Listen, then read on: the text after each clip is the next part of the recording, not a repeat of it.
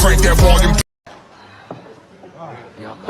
橋原までね、ギザ生地を回すこと以外にほぼデータがなかったんですが、ただもんじゃないですね。結構ね、ルイズ・プリモ選手の情報って意外と少ないですよね。少ないんですよ。SNS でね、このギザ生地を回しながら戦う姿の動画がですね、めちゃくちゃバズったんですが、そのバズった以上の情報が入ってこないんですよね。そうなんです。Out! The new Olympic event coming to the Olympics this year. Yet to be named. Bam. Gotta love it, baby. All right. Way to start off the show, folks.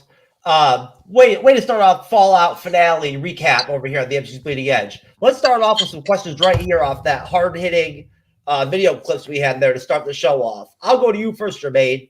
What are your thoughts on the fucking pizza dough wrestler guy? That was some serious shit, right? What was it? What was his favorite move for you?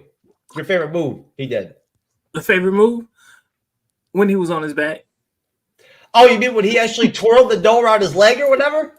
Yeah, that was good. You're right. Yeah, and what'd you think of the new Olympic event that they're starting? Jeff, you did it on purpose. I swear you did. That's a new event. They're going to be adding the Olympics. They're trying it out.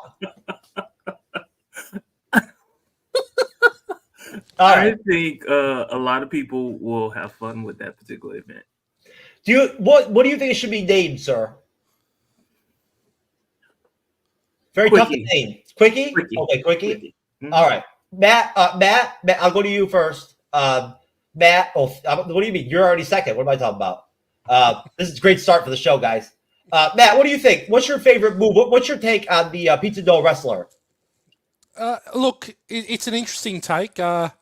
It's like, I guess that's Japanese wrestling, is it? It sounds like it by the commentary.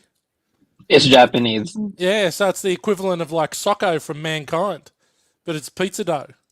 He was terrible. Throwing the. Wait a minute. What about the throwing the pizza dough at the guy and then he kicks him? The throwing of the dough, it must be like Spider-Man's web.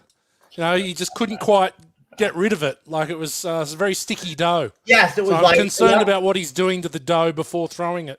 Did you see that kick he threw off that dough toss? That shit was savage. Yeah, mate, he's brutal. I'm telling you. And so what are your thoughts on the new Olympic event? Any thoughts on the name? The 100 pump dash. Nice. I like that. I don't know why they're wasting time pulling the sheet over. For real. Yeah.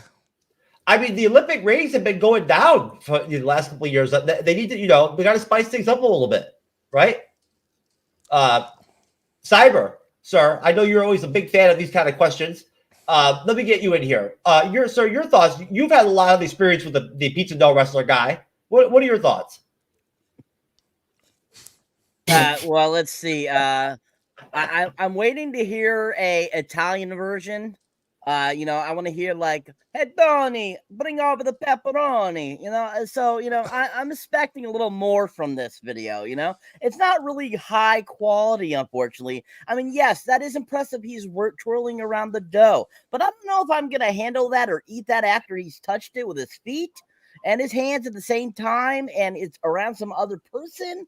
I just don't know. I mean, that's a low budget operation, sir. They're reusing that dough from match to match. Yeah, we realize that they use bat and rat and dog over there. So, we never know. You just might not want to try it.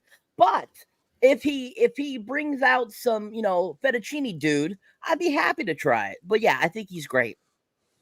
I wish we could get some more footage of him. I really do. And then what do you think of the new Olympic event, sir? Any thoughts on the name?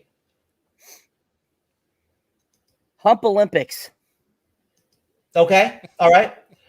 Ratha Khan, the youngest member of the panel, bringing the youth. The youth. What generation are you from, Rath? The one that has the letter Z on it. Oh, you're a Gen Zer. Okay, I forget what I am. You're millennial. Okay, I'm a millennial. Okay, thank you. You bring the. He is a millennial. You know that. I forget. I always get confused. So you bring the Gen Z perspective on the pizza dough wrestler, first of all. your thoughts on him and his tactics. You know, definitely he's got some skills. What do you think, sir? What about the pizza dough guy? So I did research on him, and I learned that the other guy's supposed to be allergic to the pizza dough. Oh, That was the whole thesis about it. really? Yeah, that's why it's like the guy caught the pizza dough, and it's like he's supposed to act like as if like he can't move or something like that. That's why the other guy was able to do a drop kick. It's not like the guy could just like throw the pizza dough away and keep fighting. I don't know. Can you imagine if he didn't catch it and it just hit him right in the face? Yeah. Anyways, all right. So just to wrap up, any thoughts on the name? They're having a hard time figuring out the right name to brand this new event for the Olympics to really sell it to folks. The quickie event. Yeah. See, it's a tough one to name. It really is. Like you're just poking fun at like the fact that people are lasting shorter in bed. That's just a cool. That video is legendary. And you're gonna participate? Would I participate in that? And would you win? No, I would not win in that. No. Okay. My natural stamina is just way too fucking intense for all that. Nope. The only way that would happen is if I somehow did not get laid for like a really long period of time and couldn't masturbate too. Then maybe I could compete. We'll have to see. Well, that's never going to happen, Jeff, unless you lose your hands. No, it won't.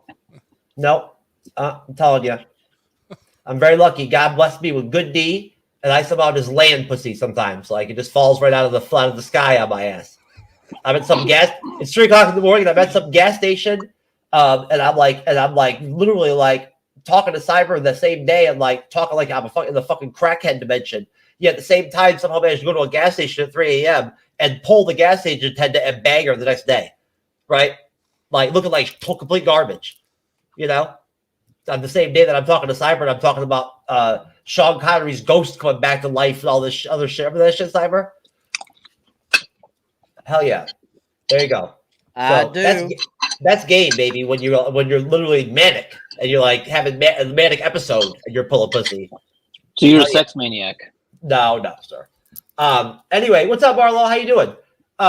So, all right, folks, this is the MCU'S YouTube channel and podcast. I am Jeff S., aka TrueKnowledge. I am humbled to be moderating this finale of Fallout, this recap. On the panel this evening, my friends, and all, not first-time members of the panel, not virgins, all well-experienced panel members. Jermaine, Matthew from Down Under, Real Wrath of Khan, a.k.a. Jassim, a.k.a. my little brother, and then, of course, veteran content creator YouTuber, my co-host and good friend, who puts up with my bullshit, Cyberneticshark, sir. What's up, brother? Let's see. The ceiling, lights, the roof, maybe a sky, I think, something like that. What do you think, Andres? You mean literally what's up? Oh, I'm so sorry. Before I go to Andres, what do you think his excuse is going to be for why he's not on yet? He was getting a foot massage from Michael Jackson's assistant from the past. Okay, word for word. Yeah, Jeff. Some of his messages are great. I got to tell you. Yeah, Jeff. Running a little late, sir. Internet is slow. AKA time travel is crazy. There you go, folks. Andres, a pop culture guy. Big contributor here on the panel. Big member of the team. Time travel. Time traveler. Never know what you're going to have on the show sometimes. Anyways, it's good to see everybody. We almost had a massive panel tonight. We lost a couple people. So, shit was almost going to be like loaded. But everyone who's on has already been on to do a recap of a Fallout episode with us already, which is cool. When Andres comes back on, we'll have our full team. And episode 8 was a lot better than episode 7. I'll say that.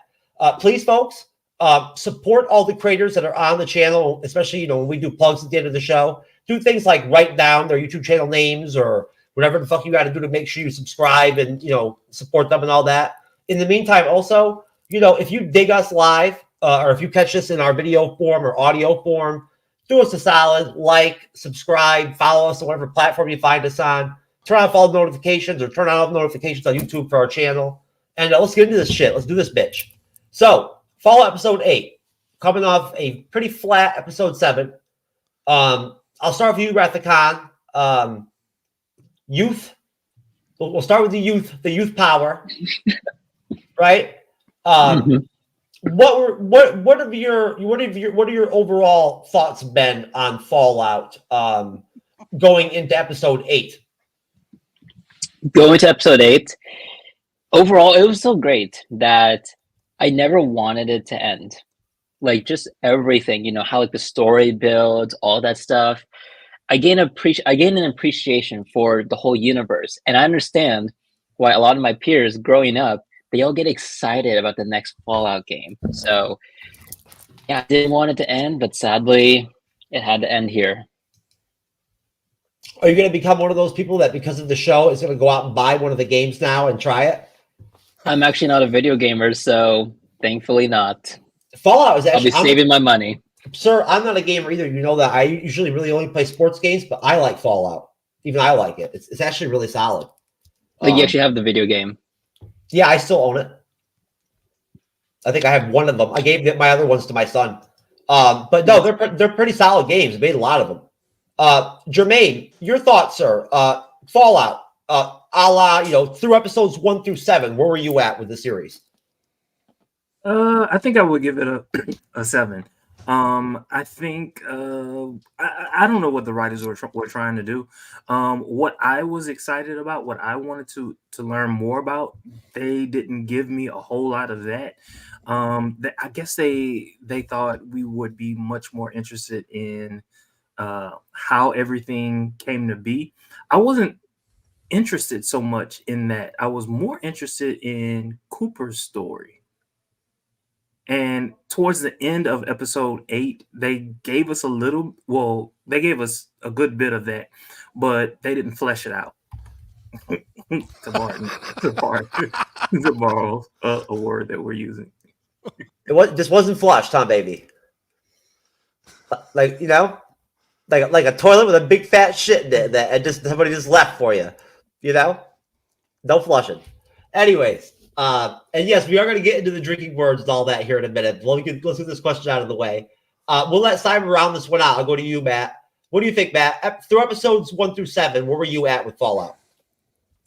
I think I mentioned it when I think I did episode 1 and episode 3 with you boys, that I really love it. I think it was really good. But I listen to what Jermaine said. I think what I reckon's happened is that I think they knew very early on that they were getting a second season, and it was obviously announced after 1 episode of it being released that there was going to be a second season, so they knew well before that it was going to be. I agree that I think that I would have loved to have seen a lot more Coop. I think he's the key character. He's the one I want to know the most about, but I think they probably realised early on that, well, we can do that in season 2, and we'll just keep people on the line until we get that story to be able to peel it open in season 2. But look, I really enjoyed it. I'm a bit like about the Wrath of Khan, where I was sad to see it go. I really enjoyed it, and I did go and buy Fallout 4. Did you really? Yeah, I did. Yeah. How is it? How is it so far? I'm fine. It's good. It's fuck. I tell you what, there's a lot to it. But it's good. I'm enjoying it. Oh yeah, once you get a feel for it, once you get going, it's pretty solid. Yeah, It does. There's a lot to it, though. You're right. It's very technical. Yes. But that's cool. I think that's awesome, and I'm glad to hear that that so many of you don't want to see this end. That's a great thing to hear. It's a great feeling. It's how I felt with Shogun, right? Andres, are you okay, sir? Okay, good to hear. Anyway, Cyber. Sorry, I don't know what I said. I guess that was a big fuck you from Andres. He did not like that. Cyber, sir. Same question to you, sir. What was the question again? Sir, what was your take? No, it's totally fine. What was your take, sir, on the show going into episode 8? My take going into episode 8. So like I mentioned last week, we definitely got into it that, that last episode was a very filler episode. And so we knew that this final episode would have to have a lot of information to kind of round out going into the next season. So, going in, I was assuming that we were going to get a lot of information and that it was going to be kind of partially filler a little bit. Again, because of how much information they really had to go over. And so going into it, I was basically, that's what my thought process was. I'm looking towards a filler type of episode that kind of gives us a kind of a climax, but at the same time, it'll be kind of like to be concluded kind of conclusion. So that's kind of my thought process going into this film or this episode. Okay. Andre is having Wi-Fi issues, I think, folks. That's why he's not able to come on or anything like that and whatnot. He's not trying to actually, this isn't some kind of blackface, stance, political stance he's trying to make or anything like that and whatnot. This is actually technical Wi-Fi difficulties. Thank you. Yeah, sorry guys, sorry about that. I'm here. Is my audio okay? Yeah, sir. Your audio is magnificent, sir. It's almost as good as the pizza dough wrestlers. Pizza dough rolling.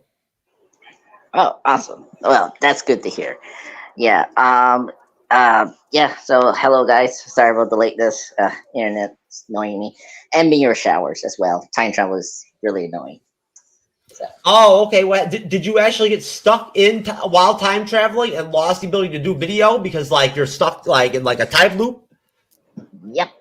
Well, fighting aliens. If you want me to go to the full story. Oh, okay. Yeah. Okay. Anyway. Yeah. Well, I mean, if you want to know, I was beating the Cybermen / Daleks, for the whole day. So that's what happened. Yep. I actually talked about fucking aliens on Jermaine's show one time on Trucker's Delight. Did you hear that episode, Jasmine, that you saw? I talked about fucking aliens. Bro, I think during the time you're talking about that, the Starbucks manager was yelling at me because his episode's playing out loud through my One of the laptop. other guests was like, "Yeah, wait till you hang out, you meet one of those Klingon ladies, or whatnot." I was like, "Shit, give me 3 of them." You know what I'm saying? I'll show them Klingon bitches what's up. You know what I'm saying? Wait, didn't you say one time you want to have Hobbit sex on Matt's podcast? No, I did not fucking say that. What the fuck? I think you said that. Matt, Sam's did I wife say was that? Mate, I think you said you fancied Sam's wife. Oh, well, you know what? Yeah, maybe I did say that. She is pretty hot. Sam's wife in the Lord of the Rings. I would smash. Yeah. Nah, I think you were obsessed with Eowyn. That's who you were obsessed with. Yeah, Eowyn in that movie is something else. Yeah. Most definitely. But yeah, Sam's got a fine fucking wife in the Lord of the Rings, which we are reviewing in July, folks. So I'll have a chance to gaze at her again. Maybe we'll discuss her then. That's right, Jermaine. We're reviewing the Lord of the Rings, baby, in July. You better get your name signed up on some of the roster sheets, baby. Those spots are going to get filled fast. I know Matthew wants another taste of Lord of the Rings. He could review them bitches 17 times. Anyways, folks, that's down the road. I keep hearing this beep noise that Andres is back. Andres! Are you drinking Four Loko? Oh, goddamn, Jermaine. You're going hardcore. All right. The new slant to the drinking game is very simple. Everybody's going to pick a drinking word.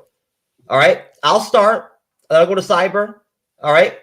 And then I'll go to you, Matt. I'll go to you, Andres. You, Wrath. You, Jermaine. And then that'll be it. So I'll start. Mine's going to be the word fuck. Cyber. I just want to get this off my chest first. I like how we're copying a person that copied us to begin with. Yes. I just want to make that clear. Jermaine, you naughty little boy. But anyways, I'll have to go with Ghoul. Okay. Ghoul. Cyber, you actually got to go check out how they do it. I'm telling you, you actually would think it was pretty cool. They all drink, and they actually get pretty lit. It's interesting to watch. If you're gonna rip it, you might as well do it. You might as well do it dirty, and they're doing it dirty. So go over to you, Matt. What is your pick, sir, for drinking word? Oh gosh, this is difficult. Uh, I know it is. this is difficult because I want to get you really drunk, Jeff. So I just got to really be. What can I? Lucy. Okay, Lucy. All right, I'm just pop culture guy, sir.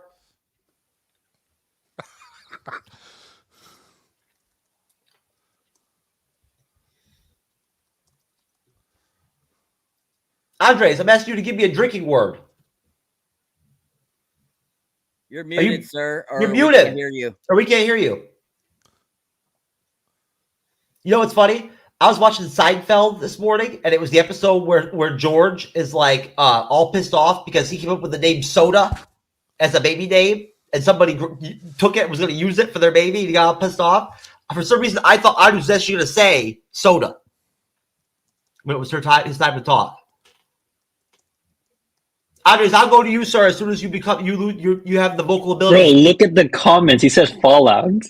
Okay, Fallout. Okay, sir, I'm sorry. All right, Wrath of Khan. I'm gonna choose the word Moldaver. That's not a very good word. I know. Jermaine. Matt actually took or used my word, so I'm looking for suggestions. You Well, could say sex. don't blame him for taking everything for 17 generations, whatever, because he's an Aussie. All right, so he didn't do none of that shit. Now, anyways, what's your word, sir? That's so wrong. Let's go with Cooper, or his first name too. Cooper. Yep. Jermaine, what am I supposed to say? How am I supposed to reference him if I can't say his two words? Well, he only said Cooper and Seaman. He said Cooper and you. No, did you want it to be Howard and Cooper? Yes. Yeah. Okay, Howard and Cooper. All right, Howard and Cooper. All right, we got it. All right, we got it locked in then. Fabulous. Was ghoul one of the words? Yes. Yep. Okay. All right. Cyber picked it. Right. Okay. So we've got fuck, ghoul, Lucy, Fallout, Moldover, and then we've got Howard, Cooper, or Coop. Good, strong set of words, gentlemen. Wow. So, episode 8, The Beginning. Directed by Wayne Yip and written by, tough one here, Gursimran Sandhu. Now, basically, guys, my outline is that much. This is my outline. Nothing. I didn't take any notes. So I'm just going to work off the wiki summary and let you guys do most of the talking and fill in the gaps. So the episode starts off with the Ella Purnell character and her brother Norm, who is literally like I think he might be the Maka Red Bull Award winner of the series, to be honest with you, because he's like really like stood out for me big time, kind of as a secondary character. Independently learn the truth of the war. In different paths, sort of.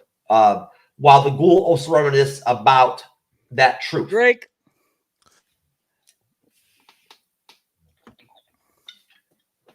Pre-war, the Seaman eavesdrops on Barb and her colleague Bud Askins, the creepy Bud Askins. To his horror, learning they're explicitly managing Voltec's plans to start a nuclear war to eliminate its competitors. Cooper, Drake. Pierce also meets young Betty Pearson and Hank McClane. I'll stop there. That's a lot right there.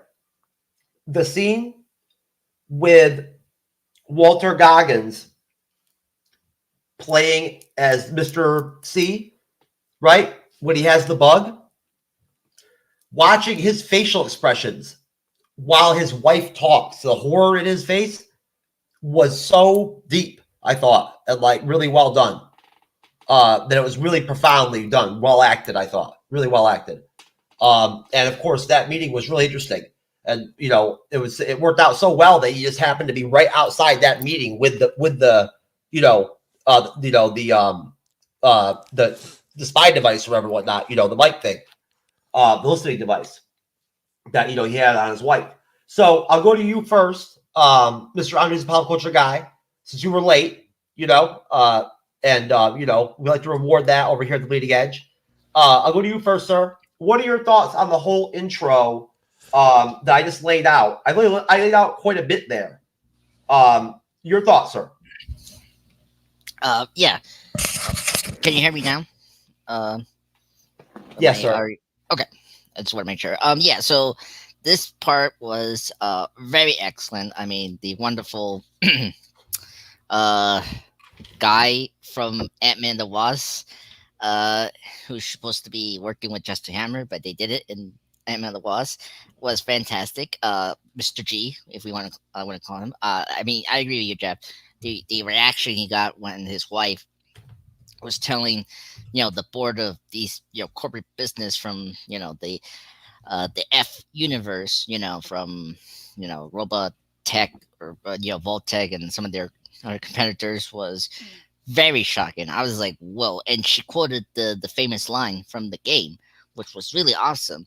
If you don't know, that line is directly from Ron Pullman from the games. So it was really cool that the wife is the one that is say the famous iconic line. If you guys know what line I'm talking about during that scene.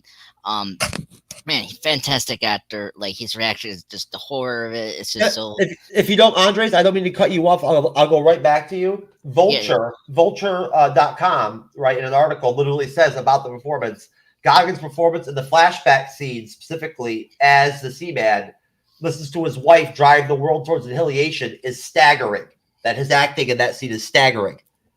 Yeah. Yeah, no, I agree. It was very staggering. I mean, he conveyed all the emotions there just in an instance. And I was in the part of the beginning. One of these I'm so gonna miss this show is just the world building they just built, like the way they handled the flashbacks and in the present day is so impressive. It's similar how Westworld did, the timeline, jumping here. This show did a really good job of doing that, and going back to see the Voltech, how they're promising their competitors to do all these illegal things in these vaults, and it's shocking. And I love the Easter eggs, like of course one Chinese guy saying that, oh, can I create some of these super soldiers into the immigrants, and I was like, what? I mean, crazy. Obviously the super mutants from the game universe, which is awesome. That was a little great, drop the needle there. And I love the production design. I just love that they referenced the Stanley Kubrick movie Doctor Strangelove, the War Room, and just seeing that as in a corporate meeting is kind of funny. But yeah, that scene was really awesome. And then seeing the main was it Hank, the father of our main lead, so young. And by the way, that digital aging there for him, for Kyle McLennan, really impressive, really good. I was actually surprised that the de-aging work on him, and it just now connect the dot. Like that was a great payoff to what we saw from the previous episodes that he knew about Hank from the previous decades. So that was a really great payoff. So yeah, overall, great part here for this episode 8, and I'm very excited to talk about the other parts in the episode. Okay, Jermaine, my friend, your thoughts, sir, on that introduction, that big chunk I just threw out to you. What do you think? So I definitely agree that he did an excellent job with his acting. There was just one thing that I was just kind of stuck with, and it was just it boggled my mind that he wouldn't know necessarily that he and his wife weren't on the same page as it related to what was happening with the company. The whole idea of working with the other companies. Okay, yeah, I get that he wouldn't understand what was happening there, but in terms of the idea that his wife's company wouldn't drop the nuclear bomb. I mean, maybe I just, I read into it, but she was basically telling him that her company was going to do whatever was necessary to drop a nuclear bomb. Well, it was almost like, I think at first when he's listening to her, he like is hoping that he feels like and thinks that she's talking to and she's going to come in and talk common sense to these people, right? And then she actually, it's worse. Isn't that kind of did you get that impression? Like that he was hoping for her to be like actually be a voice of reason. He shouldn't have expected that. He should not have expected that. Shouldn't have. She works at the company. She's the one that's telling him that his thought processes were wrong. So why then would she say, when she's talking to people from another company, that she's trying to get them to do not business with them, but to work with them? Why would she not do anything other than what she did? Yeah, I get what you're saying. Throughout the whole series, I get where you're going. That it seems pretty obvious that she's pretty diehard with Voltec, which is a safe word for one night. Usually, if you use the V word, it's an automatic drink. So it's nice to be able to use it for once and not have to say stupid V, not be able to use the V words at all during the shows. Would you have anything else, Jermaine? In that particular scene, anything with the opening with Ella Purnell and yes, I'll swallow a drink, mold over drink, and her dad in that opening too, and her finally starting to like tell some truth, spit some truth to Lucy. There's other drink, and all that, whatnot, everything. And then, of course, at the same time too, you got Norm meeting Bud, the machine. So all of that happened in the opening scene. Mm-hmm, wow. Okay. So I thought I wouldn't have put all of those pieces together. I wouldn't have thought that Moldova, whatever her name. Ooh, Drake. I'm learning from Jermaine that you got to say drink and put your drink up and everything and whatnot and get people fucking going. I wouldn't have known that Miss M knew Hank, Lady L's mother. Okay, I wouldn't have known that. She said it in the first episode. Really? Okay. Yep. Yeah. Okay. Anything else? No. Okay, sir. Appreciate you. All right. Who should I go to next? I guess I'll go to Matthew from Board to Watch, Down Under, baby, at 11:30 in the morning. Tomorrow your time. That's right. It's hard to argue that Walton Goggins is incredible in this show overall, but that part where he's so concerned about what his wife's going to say, but then she then talks about the daughter. So then he's that look of relief that, oh my God, okay. And then when she goes, well, we're going to have to drop the bomb ourselves. And then just his going through that whole gamut of emotions is incredible. Really, really cool. But I think that the whole show it's one lie after the other. Everyone is lying to each other. It is just, she's lying to him, as he becomes the zombie, he's lying to whoever he meets. Lady L's lying. Hank's lying. Everyone's lying. So this is the episode where I guess all the lies are unveiled. And first it's Walton finds out that his wife is really the enemy and capitalism will be the enemy of the earth. And then Lucy finds a drink. Sorry. God, that was a mistake. I tried to dodge it. That's okay, sir. I mean, the whole point is that there should be some drinking during the drinking game. So good Yeah. way to get it going. Yeah. Lady L realizes that her father's lying to her. I know we believe that we're getting the truth from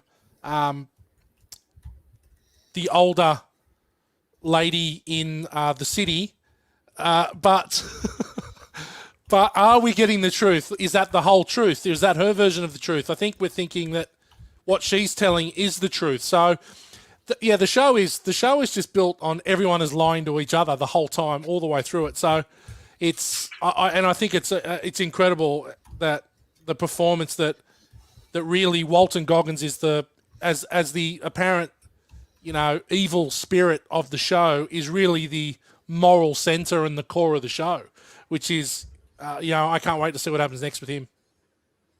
I hear you. Yeah. I actually thought it was good also because I guess we meet the Brotherhood again at the start where he's trying to fake the head, give the wrong head, and he's now being brought into. He gets another chance with the Brotherhood to have a crack and become a knight again, and I thought that was I've really liked his character all the way through, but I think that it's good to see that he's going to get another crack as a knight, it would seem. But again, there's the lies. The girl lied that it was someone else that put the razor in it. So it's just all lies. The show's all fucking lies. That's all I'm saying. That's right. You know what? In that opening that I laid out there, you do see that initial scene with Maximus, don't you? Yeah. Yeah, he's there. He tries to get the head, and it's the wrong head, and they got to kill him. But yeah, it's good. Look, I think a lot of this stuff. I don't know if you realize, heaps of stuff happens before. It's like the soft opening. There's so much they cram into that soft opening. I was kind of thrown off a little bit by the Maximus thing. I'm sure y'all will probably explain it to me throughout the show. I didn't really understand why they had no problem with Maximus, or whatever. Like they just let him roll or whatever. I didn't really get all that. But what else? Did you have anything else, Matthew? No, mate, I'm good. Okay. Hey, what's going on, Ira, in the comment section? Go over to you, Cyberneticshark, and then we'll let Wrath of Khan round things out. All right. So we're going up to what point again? We're going all the way up to the point where I forgot. Oh, we're going all the way up to the point where Norm actually finally comes across Bud in robot form. Okay. So yeah, the beginning of this episode is really fantastic, I think. So the fact that it gives us so much information and gives us a good backstory on kind of, who really created the disaster, in the world, who dropped the bomb, and all this kind of stuff. And you get to see so many great kind of like characters we had not seen really before. They had been mentioned or briefly shown, but we got a little more sense of who these people were, and that definitely there was something in the mist here that was not kosher with what was going on in the world. Now, this film or show, sorry, definitely I love how it keeps that 50s aesthetic. I love how this the flashbacks are very 50s aesthetic as well, when this is supposedly happening still in normal time. And you get that great sense that you're finally getting that information you were looking for. And I like that they really put that right at the forefront so that you weren't waiting so long to start getting information.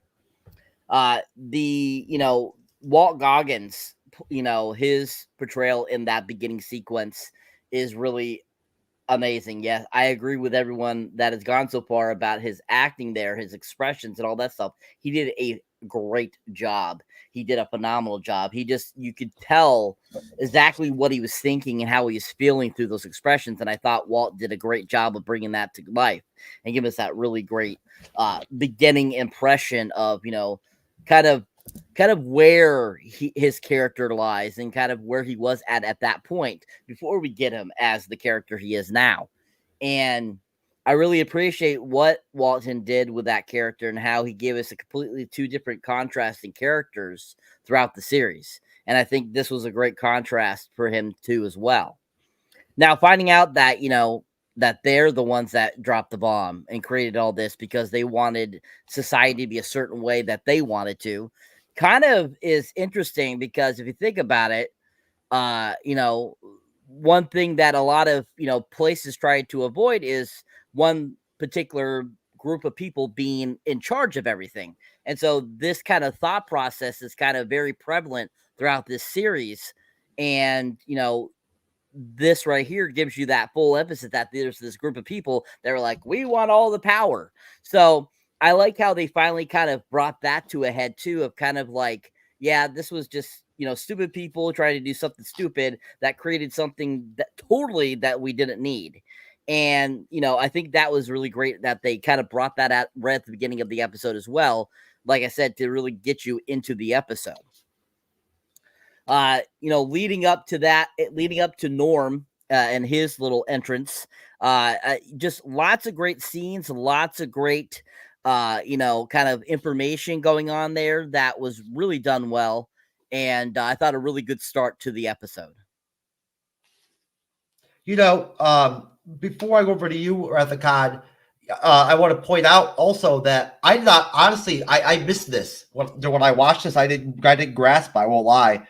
The rotting feral G at the dinner table with Mrs. M, right in the beginning with Ella Purnell, is mom, is her mother, which is pretty fucking crazy.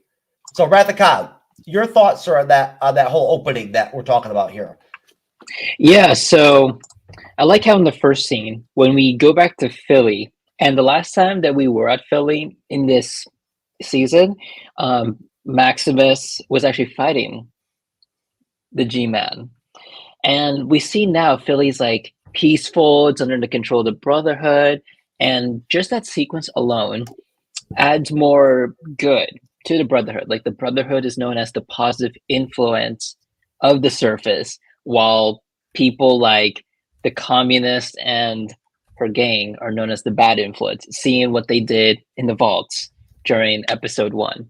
Now, what was interesting was when Maximus gave the fake head and was about to be executed by the Brotherhood, interestingly, Dane steps up and like confesses that he put the razors in his own boot. And two things that I see is, number one, we never expected this. Like, Dane in the beginning was very excited to be a squire, and then wakes up the next day screaming in pain. And then now in the end, you like hear him say that he actually did that himself. Like, that is one plot twist right there. It's small, but that stood out to me, along with the fact that Quintus, the head of the Brotherhood, doesn't seem to believe Dane, but admires his loyalty. And I like this one quote where when Maximus was in prison, Quintus says, "Your entire life, you've been looking for a home. Build one with me." And he says that after. He says that. What is this about? Is this an Andres pop culture guy fucking moment or what? What are we? You're like way in the third last stretch of the film now and shit already. No, this is the beginning of the film, Jeff. What the this fuck? is the beginning. That's at the start. That's at the start. That's the start. Okay, all right. Yeah. Honestly, I thought there might be some Andres pop culture guy shit there for a minute. Dude, Andres is laughing so hard, man. Jermaine, did you have something? Because I saw you were like this or something like that. No, actually, I thought the exact same thing that you did. It was just it was awesome to see the pivot in him. Mm-hmm. It showed a different dimension, and what it left me wondering was basically, and I wrote it down, and I didn't bring it with me into the room, but basically it left me then thinking if I were, I forget that particular character, the black guy's character, Maximus. So so basically, okay, now you want me to fight for you, for what purpose? And to what end? And again, it leads me back to, for what purpose? Is it just for power? And so, like, that's where my head would be if I were Maximus in that particular moment. But I thought that wasn't. I thought that scene right there was awesome on so many different levels, and I think it kind of sets up for season 2. Well, I think so too. Let Go me, ahead. Sorry. let me just say, let me acknowledge Cool Bro. Hey, Cool Bro. I see your comments, brother. I appreciate you. Go ahead, Matthew.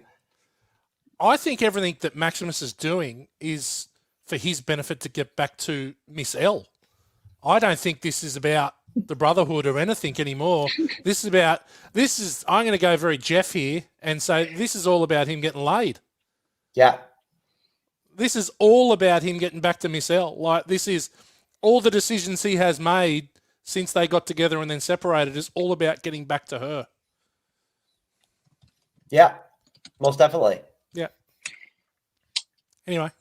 Okay. Back to you, Reverend Todd.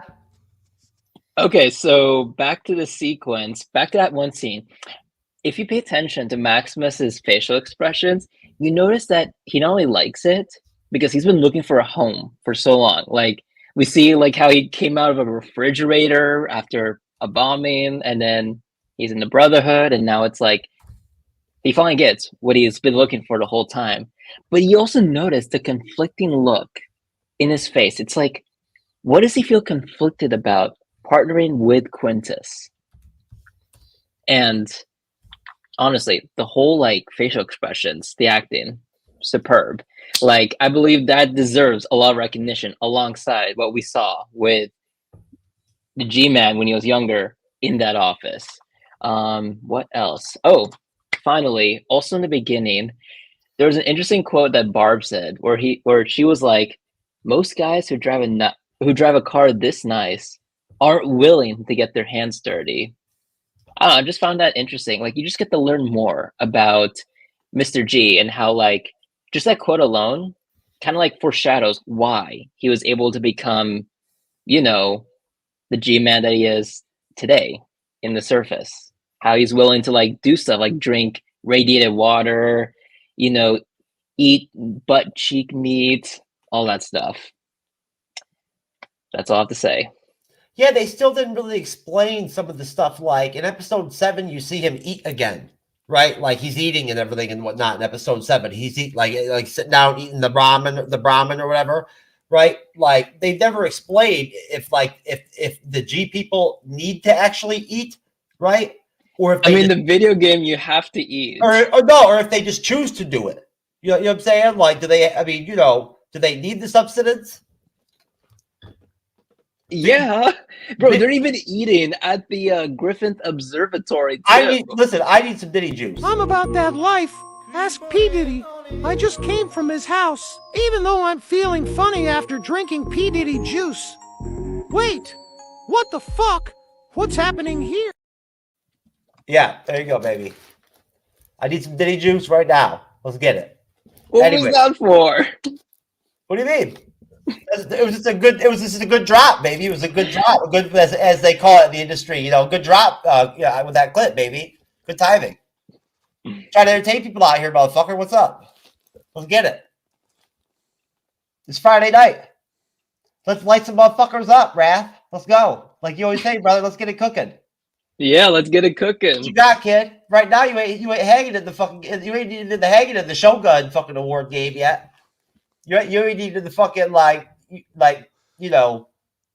the game yet for the Shogun Award on the panel. That's okay, man. I just like being on the show. Oh, shut up. That's some weak ass shit. Whatever. I just want to be on the show. You were bragging about winning the Shogun Award just the other day in the fucking chat. Well, when Cyber was moderating the last show I was on here, yeah, I won it. Matt remembers. No, sir, it's very early in the game yet for the Shogun Award, so you're still, you're still in there. I'm warming up, Habibi. You're still in there. You just haven't had your intro music played yet. No one's gonna marry you, Hernam. Like, you have a beard. No one's gonna date you, Hernam. You have a beard. No one's gonna be your boyfriend, Hernam. You have a beard. You are not a preference to a lot of men. And then I'll get like really feminine men message me, but that's not who I'm attracted to. Hannah, I like really masculine men because I am very soft.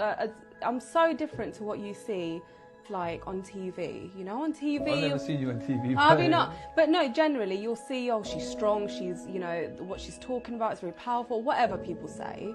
But then at home, I'm very quiet. You know, I'm very feminine, I'm very soft. People don't get to see that side of me, you know?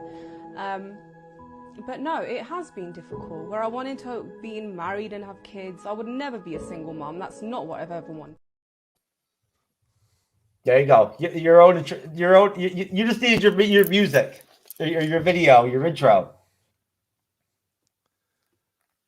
All right, now go ahead, Matthew. Oh, I'm sorry. I thought you were going to say something. Rathacon. No, I'm good. I'm good. Okay, Rathacon, sir. I'm sure you're going to be dropping bombs on the next set of questions. Did you have anything else to say about the opening, sir?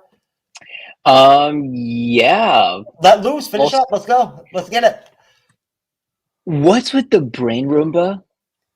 We're not going. That's our stopping point. Oh, okay. Then I'm not going to say anything. If you have anything else to that, go ahead. The view of downtown LA in her layer actually looks nice. That's all. Oh, nice, Ira. I like that. I like that. Bro, is that dude, what the fuck? What is that? That was fucking good, dude. What was... Good job, Ira. Ira's crushing it. Ira, good one, brother. Nice.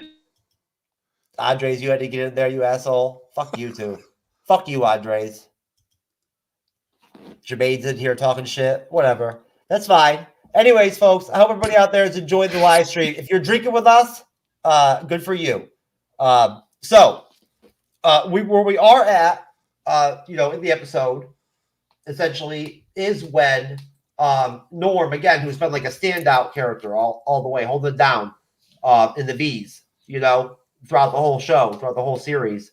Where we're at is basically when we do see, Bud Askin's brain in like a Roomba, basically, running like Volt 31, we actually see Norm bump into him. And it's pretty funny. Basically he's like holding up this needle to inject him with some shit or whatnot. And he's like, just stand right there and don't move and all this shit or whatever. It's pretty funny. The whole back and forth banter. Norm figures out pretty quickly that there's no danger there and he can just walk around right around him. So he's just checking out the whole vault, right? And so basically, what Norm discovers in Vault 31 contains the cryogenically stored junior executives of Vault Tech, overseen by the cyborg brain on wheels of Bud, who traps Norm in Vault 31. Lucy, Drake, turns the head over to mold over, Drake again, who reveals that Rose had fled Vault 33 with her children years earlier, and that Hank had tracked her down and was responsible for the nuclear bombing of Shady Sands, turning Rose into, a Pharaoh G. I'll stop there again, because that's a lot. And I'll go to you, Cyberneticshark, sir.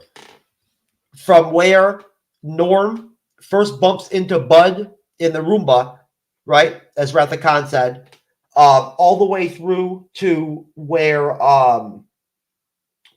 essentially we go over to Maximus again after, the reveal that, El Purnell's father bombed Shady Sands. When she tells it to him? When Mrs. M tells El Purnell. Okay.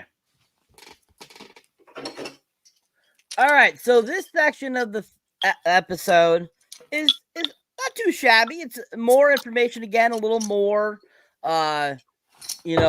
more information to really kind of fill out the series, get you up on what's going on.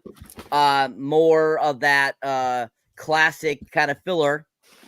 And you know, I think that it's pretty decent section of the episode. I mean, you know, Ella Purnell finding out certain things about her father from M, you know, was quite interesting. You know, she really looked like she kind of believed it, but kind of didn't believe it. She definitely was rolling around in her head, like, should I believe this or not believe it? But at the same time, I feel from all of her dealings with the upside portion of the world, you know, she's kind of learned how people are actually, you know, do things, how they really talk, how they really act, and stuff like that. And so she definitely, you can tell that she feels there's some truth to it, but probably not the whole truth.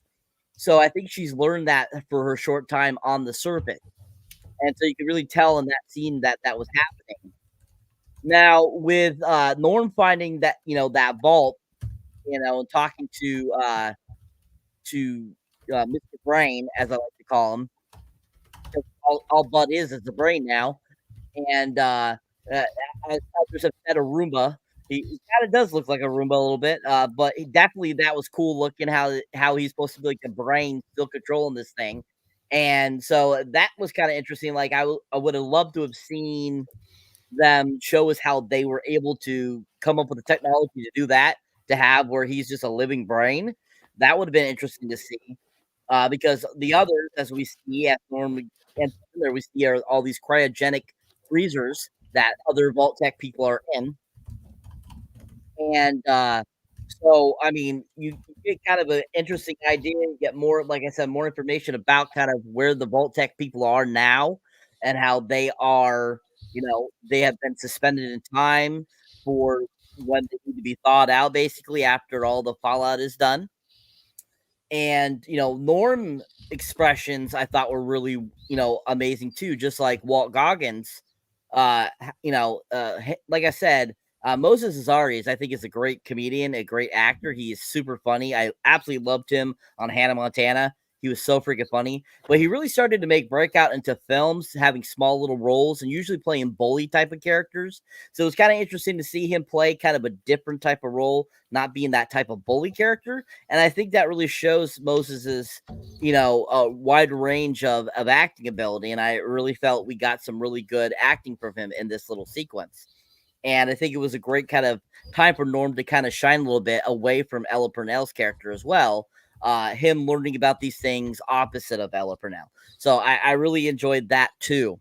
But overall, I thought, you know, leading up to Miss M explaining to, you know, Elle what, you know, her father really done, I thought it was, you know, a decent section of the episode. And I thought it was not too shabby. Most definitely. Ira, we appreciate you in the comment section, brother. Way to stay, keep it real with the engagement, my friend. Way to drop some bombs in there too. Yeah, the guy who said the beer lady is my sister. Yeah, yeah, your sister, Jazz. Oh, you just got a PhD, Jermaine? That's nice. I like that. Congrats, Jermaine. Jermaine's dropping bombs in the comment section tonight too. What's good? All right. I will go over to you, Mr. Kangaroo, President Crocodile Dundee. You know, trying to accuse me of trying to bang fucking Maximus's fucking buddy bullshit or whatever. Matthew, what's up? Oh dear me, mate. I'm just getting over chuckling at the comments on the show. Well, there's one. Yeah, look, I think this is a good part. I think it poses this question that I wanted to ask was because we just previously we talked about Maximus, how he's at Shady Oaks and he's hiding in the fridge and that all comes to fruition he's I think one of the reasons that he wanted to become a knight is because he does he see the knights at Shady Oaks? Is that one of the reasons as well? Yeah, when he comes out of that that lifesaver pod deal or whatnot, the first thing he sees is knights. It's an Indiana Jones fridge, I think it is that he comes out of. No, it was actually like a compartment for like a bomb, or something like that. When he came out, the first thing he saw was the Brotherhood. So I guess he's thinking that it was the Brotherhood that has bombed, that really did that Is that one of the reasons that he wants to be in the Brotherhood? Because are Voltec and the Brotherhood together? Because it's obviously Hank that bombed Shady Oaks, right? Yeah. So he's the one who decides, well, we can't have people living upstairs. I'm going to bomb them because my wife's there and I'm going to kill everyone. It pissed him off. Yeah, he didn't like it. Yeah. But were the Brotherhood and Voltec together? Or were they I didn't quite understand that part of it. I don't know, but I'll tell you what, Ira, that's a great comment, man. You know what? Good for you, brother. You know what I'm saying? Seriously, dude. 20 fucking Thailand prostitutes in one room. Dude, if I were you, just a little advice as an older gentleman to a younger guy, I would spread them out across like 4 nights and do like 5 a night.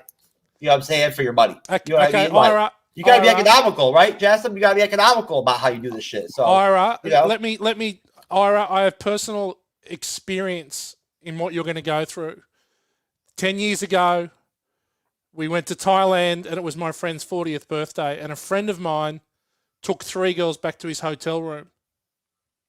And in the morning, my friend came in and there was 3 of them were in the bed, two girls and my mate was in the bed, and a third was sitting in the corner, a third girl sitting in the corner. And my mate looked up at my friend who walked in the door and said, "These 2 were girls. That's a man. I made a watch." So be very careful, mate, because nice. Good one, Matthew. I like that. I made a watch. I love it. I like your friend already. Some of them, Jermaine, you seem interested. Some of them are selling the wrong goods. Yes. Okay, so you need to, and if you've seen Crocodile Dundee, he does the test in the bar in New York where he goes for the grab underneath. Just check, because some of them have still got the cock and balls down there, mate. Be very, very careful. Thailand is known for its lady boys, sir. For sure, and some of them are 10 out of 10 lady boys where definitely mistakes have been made because they are gorgeous. But then some of them, you know what? Some of them, Ira, you might want to not have watch. And just try something different one night. You know what I'm saying? And you might as well start young, baby, and go true knowledge and just go all out. So, mate, and some of them are so adept at the tuck that the front grab may not work. You might need to go from behind. But you need the tuck, Matthew. When you're a straight dude, you need the tuck so that you don't have to see that shit. You feel me? You know, it's a part of the whole part of the deal. Oh, Jeff. I'm just trying to educate Ira for his trip. You know, I wanted to be prepared. You know what I mean? Well, we're here as mentors and older gentlemen helping a younger man who's just graduated high school. We don't want his life to end before it's begun. Yeah, so just be careful. And you're very young, Dundee those balls. You can't handle 20 of those prostitute chicks, man. You need start with 5, and see if you can even have sex with 2 or 3. Before you worry about 20. How long are you going? If he's going for a week, that's doable. I mean, what are you gonna do? Just have sex with one of them and have 19 of them watch? And maybe 8 out of the 19 might pull out a penis and jack off. And maybe have one won't. Anyways. Wow. So, anyways, Matthew, I assume you were you done, sir, or were you and one last thing, just on the brain, some brains, yeah. Okay. Shouldn't Norm just have kicked it over? Yes. It's not offering a lot, and I get that that's part of the charm, and it did make me laugh. But the brain, it's trying to get him with his, needle, but just kick it over. Yeah. Render it useless. Anyway. Yeah, it was pretty fucking stupid. Yeah. I know, for real. I'm just the pop culture guy. Would have kicked it. Absolutely, he would have suplexed it. He would have given it the pizza dough. The pizza dough, the tossing kick. But he'd have to go low on him though with a kick. Go get low. You know what I'm saying? That's it. Andres, that was actually me throwing over to you, sir. Well, thank you. That was my pizza toss, you motherfucker. Oh my god, the pizza man's return. Oh my god. Yeah, that brain robot was so funny. I was just shocked that we actually did that. It's kind of crazy that we had this and the Walking Dead spin-off show, The Ones Who Live, had Roombas for some reason in their episode, and it's just hilarious that this year is probably the Roomba year. Come on, I'll bet money in Deadpool Wolverine. There's gonna be a Roomba, and that's gonna be Doctor Doom, and like he has this huge Roomba in the void. I'll bet money for that. Anyway, yeah, it was very funny that Buds is alive. I was kind of shocked that he made it that far, but with his brain and the robot, that was kind of crazy. The reveal of El Pernell's mother, being the G creature, I was not surprised about that. I think it was kind of like they were building up to that, like because we were seeing some flashback, her running to her mom, and then I kind of knew that the mother knew Rose as like a friend, and so I really appreciate that they paid that off, and we didn't have to wait for next season to kind of get to that. So I was very surprised that we got to that. But anyway, the makeup on that creature was awesome. I mean, it looked gross. It looked like very decay. So yeah, I thought that scene was great. I mean, I saw Sarah the MCU girl on TikTok earlier looking like that with makeup like that. Oh, okay. That's something. I think I saw. I mean, half of my cousins look like that. Oh, okay. Yeah. Anyway, the long story. They've been infected by nuclear waste, and then turn into these creatures. Anyway. Oh no, go ahead, Andres. Indulge us, please. On the nuclear waste. It was like, were they teamed up with the Toxic Avenger? Yes, I actually know that person. Yeah, and they're a super team now called the Toxic. Revenge team. They call them. they're roaming in New Orleans. Anyway, long story short, they're superhero team. They're awesome. Anyway, is Andres trying to fuck Toxic Waste, man? No. I'm not even sure what he's talking about.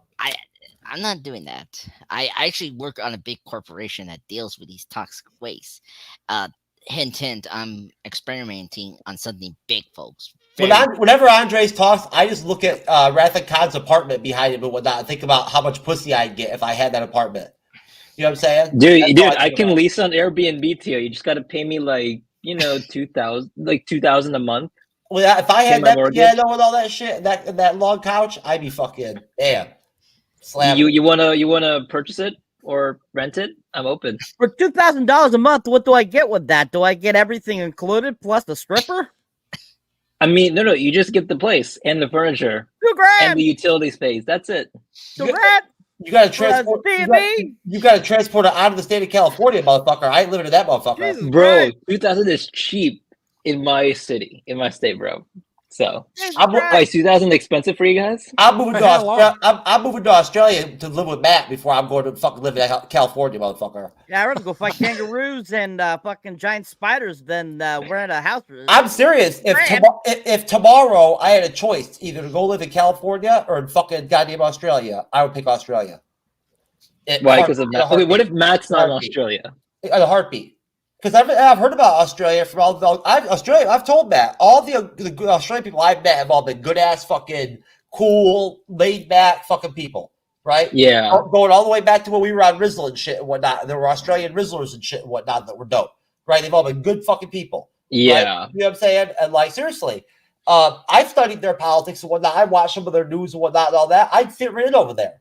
I'd move into fucking California. Fuck that place. That's why you have to work like 12 hours a day, so you don't have to deal with crazy people. No. We'll take it. We'll take you, Jeff. We'll take you. Wow. Another asylum seeker. That's all right. We'll have you. Yeah. How the hell Australia's going to take Jeff? I think he's. I'm going to claim asylum. I'm going to claim asylum and say that bro, they will give you a blood sport welcome. No, I'd say that the massage parlor variety in the U.S. there wasn't enough variety in the massage parlors, so I was seeking asylum to Australia so I could have. Bro, they won't give you asylum when you're a sex maniac.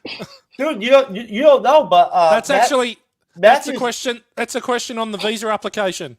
Matt just made it clear that literally they have more Asian massage parlors per square capita or whatever than anywhere.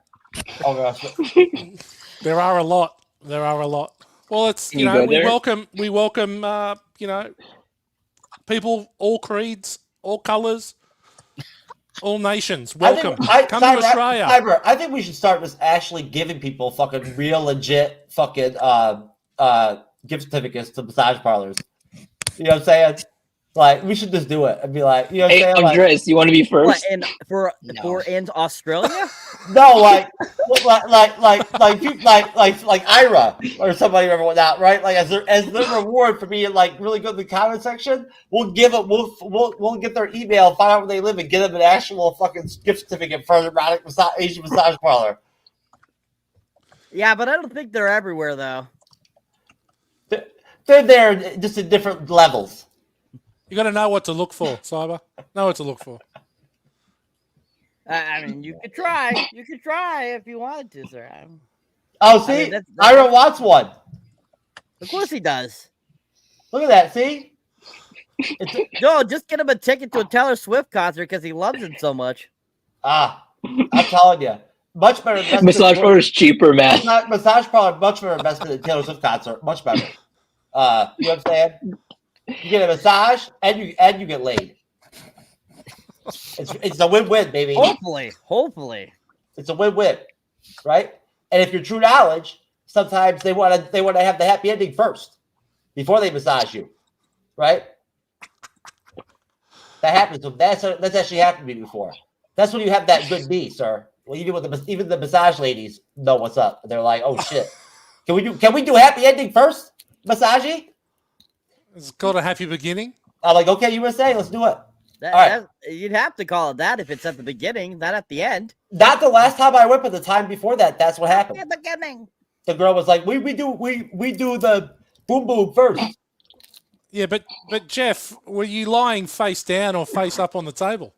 No, walked in? I was naked, just like laying on my side, just like waiting for her to come back in the room because I know her. I've been to the place before, and I'm very comfortable with my with my shit. So, waiting for her to come in, and then I was lay down for my massage, right? Wow. But she was like, "No, you don't lay down. We do boom boom." I want to hear him explain how shitting what has to do with this. Yeah. We do sucky boom boom first, then massaging. And then shitty? Wow. And then shitting after? That's how they talk, man. That's how you talk back to them, but you can't help it. What, are you talking about Vince McMahon here, Cyber? Vince McMahon? Yeah, is he saying he's just shitting? Jermaine, where are you gonna go to the massage parlor, bro? You need to go, man. I ain't going to none of y'all massage parlors. You ain't gonna go?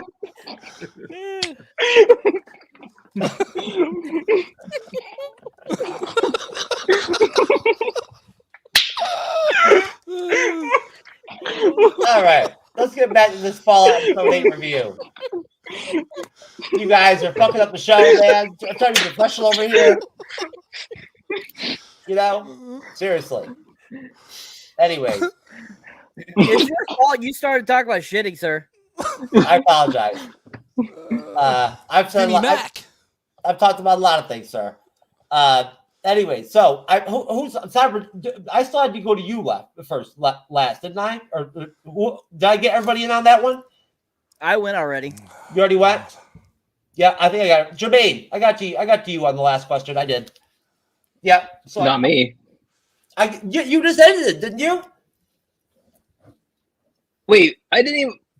Wait, are you talking about? It was Andreas. It was Andreas' turn. Oh, okay. It was Andreas. Then you were at the time. I'm sorry, sir. Yeah. I'm done. I'm good. I can. You're done, sir? Yeah, I cannot breathe. I'm sorry. You're done with the guy in the race? Okay. He can't. All right. We're at the con, sir. I apologize, sir. The floor is yours. Again? The stopping point was, I believe, was. Sorry, my laptop turned off for it. The stopping point was basically right before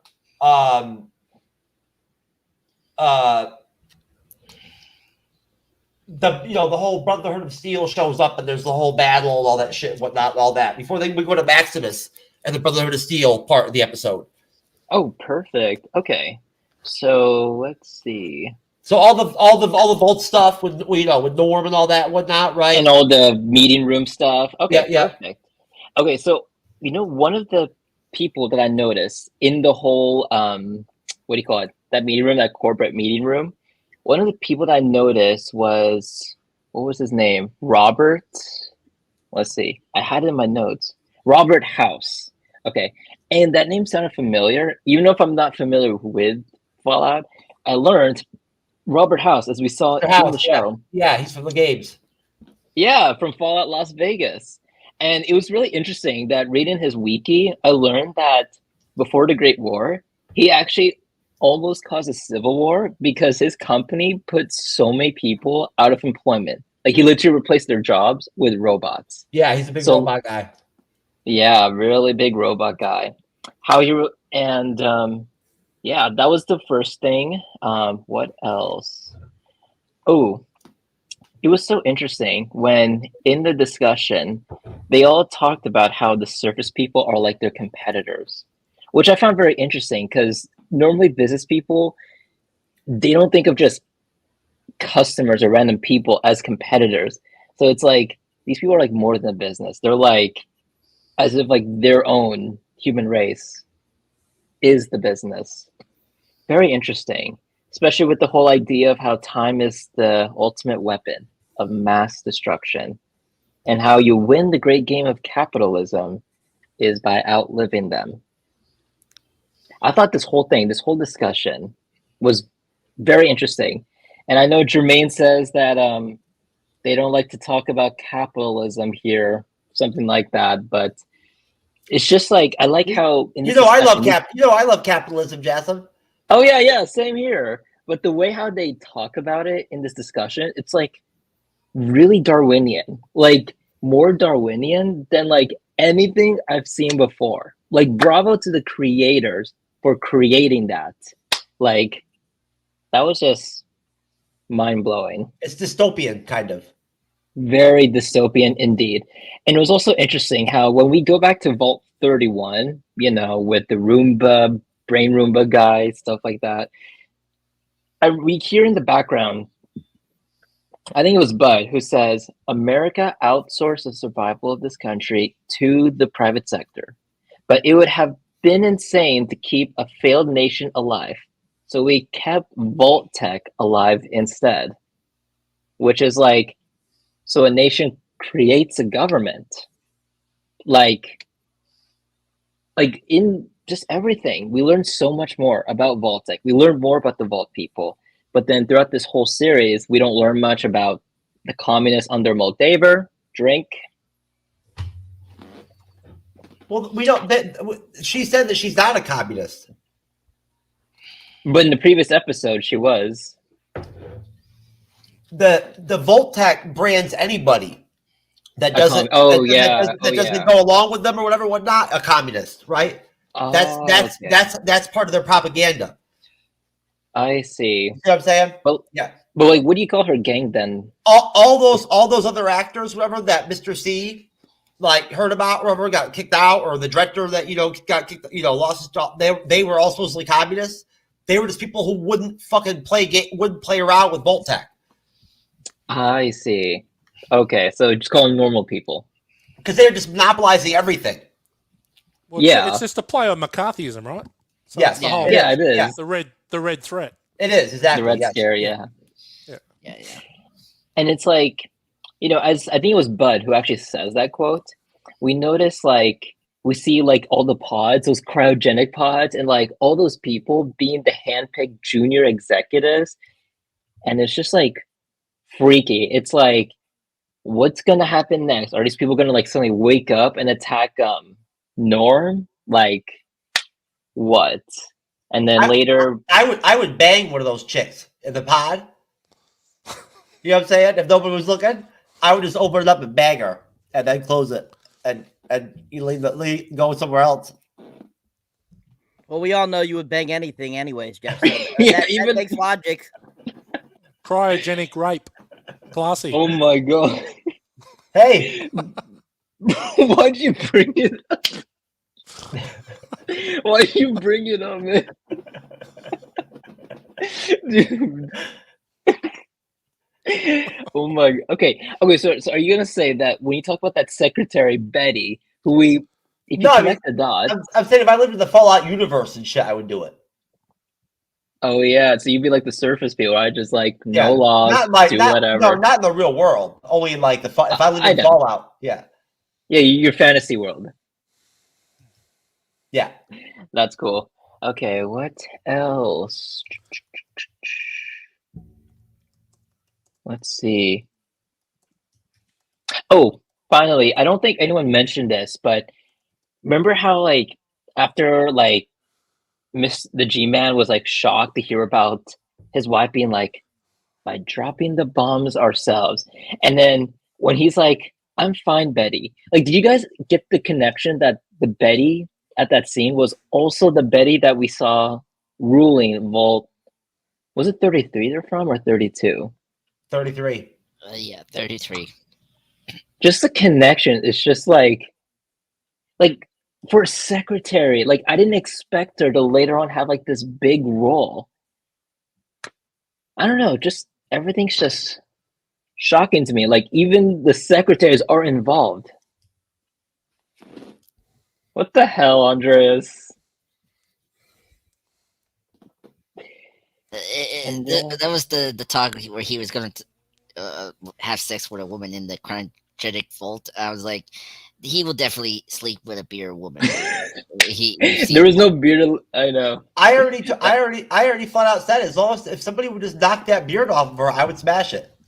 So it has to be like my beard, like that short for you to have. No. She would have to. It's gotta come off. It's gotta come off completely. She's gotta make it up. You know what I'm saying? Like shave it all. You know, it's gotta be like feminized, baby. Do you think a bearded woman like has a Brazilian or all I know is that like I mean that beard. I don't know. Or is she double beard? I don't know what that bearded lady chick is talking about in that video. But if you knock that beard off of her and shit, and whatnot, she needs to just get fucked. So I just put it to her. You get like her 3-day growth. You get rash, mate. She tossed too much. Yeah, just fucking fuck that out of her. Okay. Let's see. What's the final one I want to say? Oh, okay. There's a quote that Barb says. And I like to discuss it. I'm just going to discuss more about this, where she says, "This is our chance to make war obsolete, because in our current societal configuration, which took shape without intentional guidance, we have friction, we have conflict, and we have war. And war? Well, war never changes."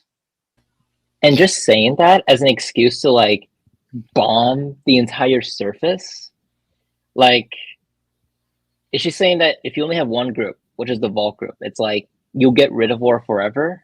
But then at the same time, you know, she says like war never changes. Just a dichotomy of that quote. It's like, sir, you're getting into like taking things to a very profound level that is almost a little bit too above the bleeding edge level. Yeah, okay, I'm gonna stop now. It is interesting though, because you know they always say that the number one purpose of a government is to create war because it creates economies, right? So then if the governing body and the biggest corporation creates these vaults, then what are they going to do? They're going to make sure that they survive. So how do they survive? Kill everyone. True. So it's the same as government. Government wants war because it creates economies. And in order for Vault Tech really to succeed in their mission, they need the world to end. Pretty scary, really. Yeah, I mean, it goes back to, was it Goggins' friend a couple of episodes say that war is product. Like, you're the product, I'm the product. Like, it's everything. It's all about like product, and then like this. What they're talking about is like the Volts are a product as well to their business for the future, you know. And Raph, that line you brought up, that was the line that's that Rob Plumman say in the games when you start the game. That's the line that I was talking about. That's okay. Yeah, Okay.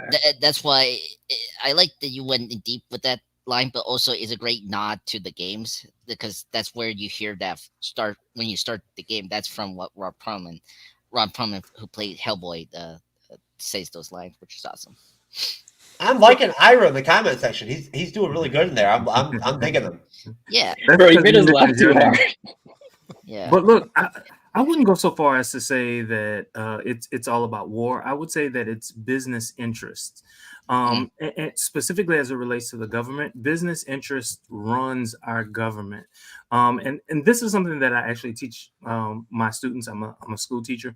Our government exists so that businesses can thrive and survive.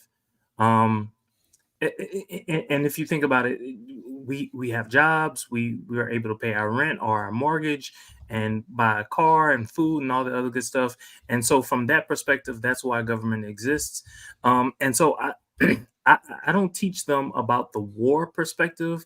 I do teach them about the business interest. And in this particular case, yes, for Vault, war was good for Vault. But I think if you generalize it and simply say business interests, then that captures all different types of businesses, and that's a truer statement. Okay. Jessup, That was really deep, man. Jessup, did you still have things that you wanted to say?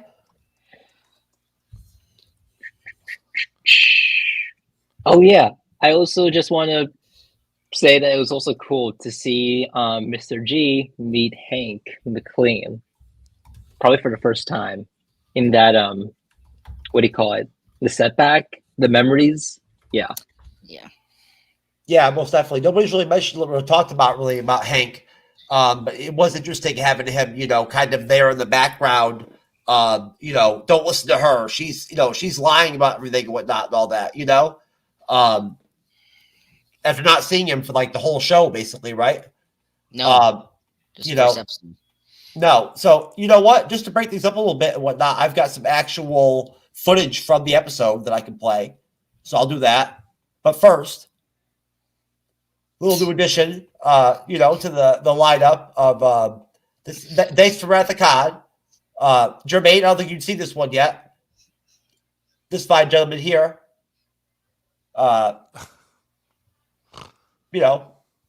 Is fornicating with a hole in a poster against the wall. There you go, folks. That bleeding edge style all the way, baby. That's a good one. Do you like that one, Matthew? Well, it's just another glory hole, isn't it? Yeah, What's on the other side of the wall? We don't know. Yeah. I hope it's not concrete.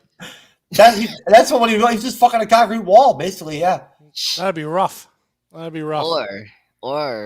there's actually a woman behind that wall. It's in a very secure, vault that's under that wallpaper. Hey, don't even get me started. I know what you want me to play, and it's not that one. Oh my! I know what you want me to play. This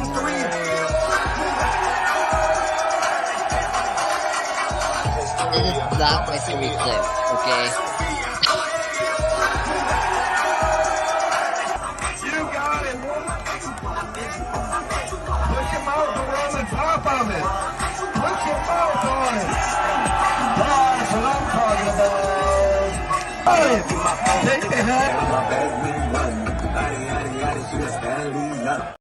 Fuck yeah. Jermaine, when are you going to start playing some shit like that on your show? We have a different audience. Dude, Jermaine, you literally talk about like 5 orgasms a day, man. Come on, this is like nothing. This is like little compared to what you guys talk about. No, we 55% of our viewers are women, so Is that no? Wait, hold on. Are you serious? Is that really your split? Yeah. You lucky motherfucker. That's good for you. I mean, your numbers are totally different than ours. But that you should be very proud of yourself because and I know why you have them. It's because you have so many female guests and female creators and whatnot, co-hosts on your shows. But that's a really good. And Jermaine's not a sex maniac. That's one of the reasons. No, but we talk about sex every Matthew, you don't understand. They talk about fucking and dick and sex and fucking all kinds of shit. Jermaine, all of them, the whole time. I was just watching their show earlier. They're just as dirty and fucking raunchy as we are. So they're more dirty than you, Jeff, right? No, they're not as bad as we are, but like, you know what I'm saying? It's raunchy as fuck, though. You know what I mean? And they just let it loose. Like nobody even holds it back or nothing. They're just like, fuck it. And it's like everybody. It's not just, you know what I mean? But Jermaine is like one of the main people. He just like talks hella shit. But that's why I think I like Jermaine so much. Because, you know, he's like to sling that shit talk, just like I do. But no, so all I was basically just saying was that no, that's a really good split. It really is, because you know, over 80+% of all views on YouTube every day are men. You know, and you know, so you've got less than 20% are female. And we've had splits before, like, that I thought were really high, where we had like 35, you know, percent female or whatever. Not that I thought was really high, but we've never gotten up to that high. Good for you, sir. My bad. I'm sorry. I didn't realize you wanted me to comment. No, it's I didn't want you to comment. I was just giving you props. No, you're right. Most of the people that I have on my show are women, but most of the guys that I have on my show are gay, and so I think women kind of like you know, they understand. Okay, cool. Hey, I love it, man. I love gay guys. I love women. I love your people, man. I can't wait to get some. I'm gonna steal some of them from you and bring them over here and on my show. Oh dear. No, I'm not. I would never do that. Anyways, all right. So back to Fallout Episode 8. So where we left out, right?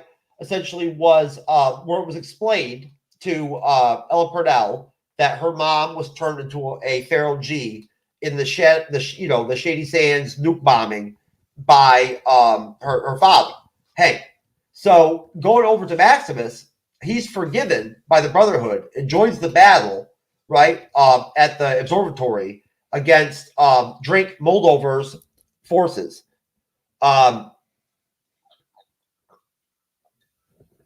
Lucy, Drake, convinces Hank to give Moldover Drake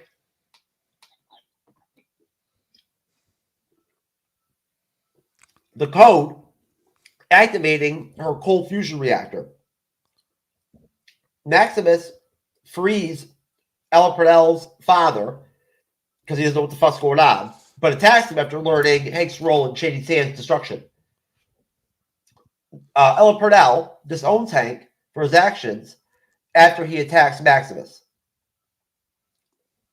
The G-Man, believing his family might still be alive, invites Ella Purnell to travel with him and Dogmeat to find Voltec's leaders. I'll stop there. And I actually do have actual video footage. I wasn't joking. So here we go. Wait for me. You're not gonna hurt. Okay. And so, of course, that is New Vegas right there. That Hank's coming across there. I wanted to ask you guys quick before we get into the chunk of the episode that I just broke down. I'll start with you, Matthew. What do you think of the score, the old timey music that they play in the games that they use in the series? What did you think of it? I love it. I think that everything that's old is new again. I think that the whole thing they've been going through, or I guess the point they're making is that they're going back to a time when things were pure, like I think that the 50s the 50s is known as probably one of the most purest ages. So, they're going back to there. So I really like it. I think the music is great. I like everything about it. I think it's awesome. What do you think, Ratha Khan? Real quick. So regarding the music, I actually see it more as like a 1920s, 1930s, because when I saw Boardwalk Empire, great show on HBO, by the way, like the music they had there, which was, during the Roaring 20s, through the Great Depression, it's all similar to what you see in this trailer. It doesn't resemble more of the 1950s or 60s. So I think just the music here is kind of a little bit out of place compared to what we've been hearing in previous seasons, or what we think the timeline is. So I think it's just out of place. I was a fan of the Skin and Max version of that show. What was it called again? Boardwalk Empire. Oh yeah, it was Boardwalk Empire underneath getting a blowjob. Whoa! Where did that come from? Anyways, Cyberneticshark, sir, your thoughts on the music in the series? Well, just like my mate down under, I really enjoyed the music as well. It brought me back to the 50s, very much so. Same type of deal. Every time I hear the music, it automatically makes me think of like TV shows like I Love Lucy, Leave It to Beaver, stuff like that. So, I mean, it transports me back to the 50s. And I think it's a really great music for, like I said, the aesthetic is very much 50s like. So it really brought me back to that time frame, and it's really enjoyable as well. Jermaine. So yeah, it was very nostalgic. I didn't think 20s at all. I was in the 50s, early 60s time frame when I heard everything, and so it kind of brought me back to an age of innocence for America. Getting into the nuclear war and everything that happened in and around that time period. So that's what that's what I thought about every time that I heard the music. Ira's talking about something in the comment section about slapping some girl's ass or whatever, whatnot. Ira, when I was in high school, bro, when I was a freshman, I played varsity football, and my girlfriend was a senior, and I was banging a senior cheerleading captain, bro. I wasn't slapping butts. I was clapping cheeks, bro. You feel me? In the bedroom, crushing it. So there you go. Just to be clear, and just to be clear too, I banged the other two captains of the cheerleading team that same year, my freshman year, both of them. Not just Bro, what a maniac. Yeah, both of them. Wendy Ertz and Becky Key. That's right, Becky and Wendy. Y'all know what I'm talking about. Matt, find their Facebooks. That's right. young 14-year-old Jeff put it down. Anyways, Andres Pop Culture guy, sir. No, what I appreciate about what the show did is they were very faithful to the show, and I was very surprised that they brought those songs from the games. That was really cool. I think it helps to really like kind of just give you the vibe what the games are about, and I think that's one of the things that I appreciate about the music here. And I like the songs; they're very catchy, and I think I think everyone brought up before, slap the beer up those women. Oh my god, that is so funny, man. Oh my god. But yeah, the music is awesome. I'm very happy they continue from the games. And I think some of them are from the games, right? I don't know. Yeah, some of them are. Some of them are. Yeah, so I really appreciate they went the efforts to do that. And I agree that it's not from the 50s and 60s. It's out of the past, and that's the thing about this universe. Everything's out of the past, and in this like apocalypse universe we're in, so it's very unique. Well, it is. I mean, and that's based off of where they were at before the bombs dropped anyway. But going back to where we actually were at, I didn't mean to throw everybody off with the clips and all that and whatnot. And then another question. But I'll stick with you, Andres, the pop culture guy. Where we had left off was I had covered everything up until Mrs. M actually activates the cold fusion. Everything up till that point, sir. Your thoughts? This is the third act, the ending. Yeah, essentially, yes. Going right to the ending, yes. Yeah. No, this is spectacular. I mean, the action was spectacular. Like seeing the steel versus the main Californian station was really spectacular. I mean, blood and guts, which is awesome, and yeah, it was. I mean, they really spent no expense for the show, and it's very spectacular. Plus, Miss, El Pinel, now knowing the truth about what happened to her mom, and now the dad, she's in like in a pickle, and then of course Max, the friend she had, she became with, he's arrived, and he doesn't know what the dad did, of course, and he gets angry. And By the way, just a total nitpick. He was so stupid. He didn't take his time to listen to his friend that the dad is the one that caused the Sandy Hook explosion, the nuclear thing, before letting him out. Like, why you did that? It was like so. Anyway, it's like, oh, let me take you out, and it's like, but it's also El Prano's fault because she didn't speak up right away, saying that, oh no, he's the reason that your family's dead, your whole community died, and I just found that scene really bizarre, but. And of course, the dad get into the armor, which was really cool. I want to give a shout out to Kyle, the actor that plays El Prano's dad. He was fantastic. You haven't seen his performance in the 1984 Dune, Blue Velvet. He's a fantastic actor. Twin Peaks. He really did deliver, like, from the first episode, he was like this very soft and very like daddy kind of person, and then this episode, he's this evil corporate person under the skin, and he delivered that so well.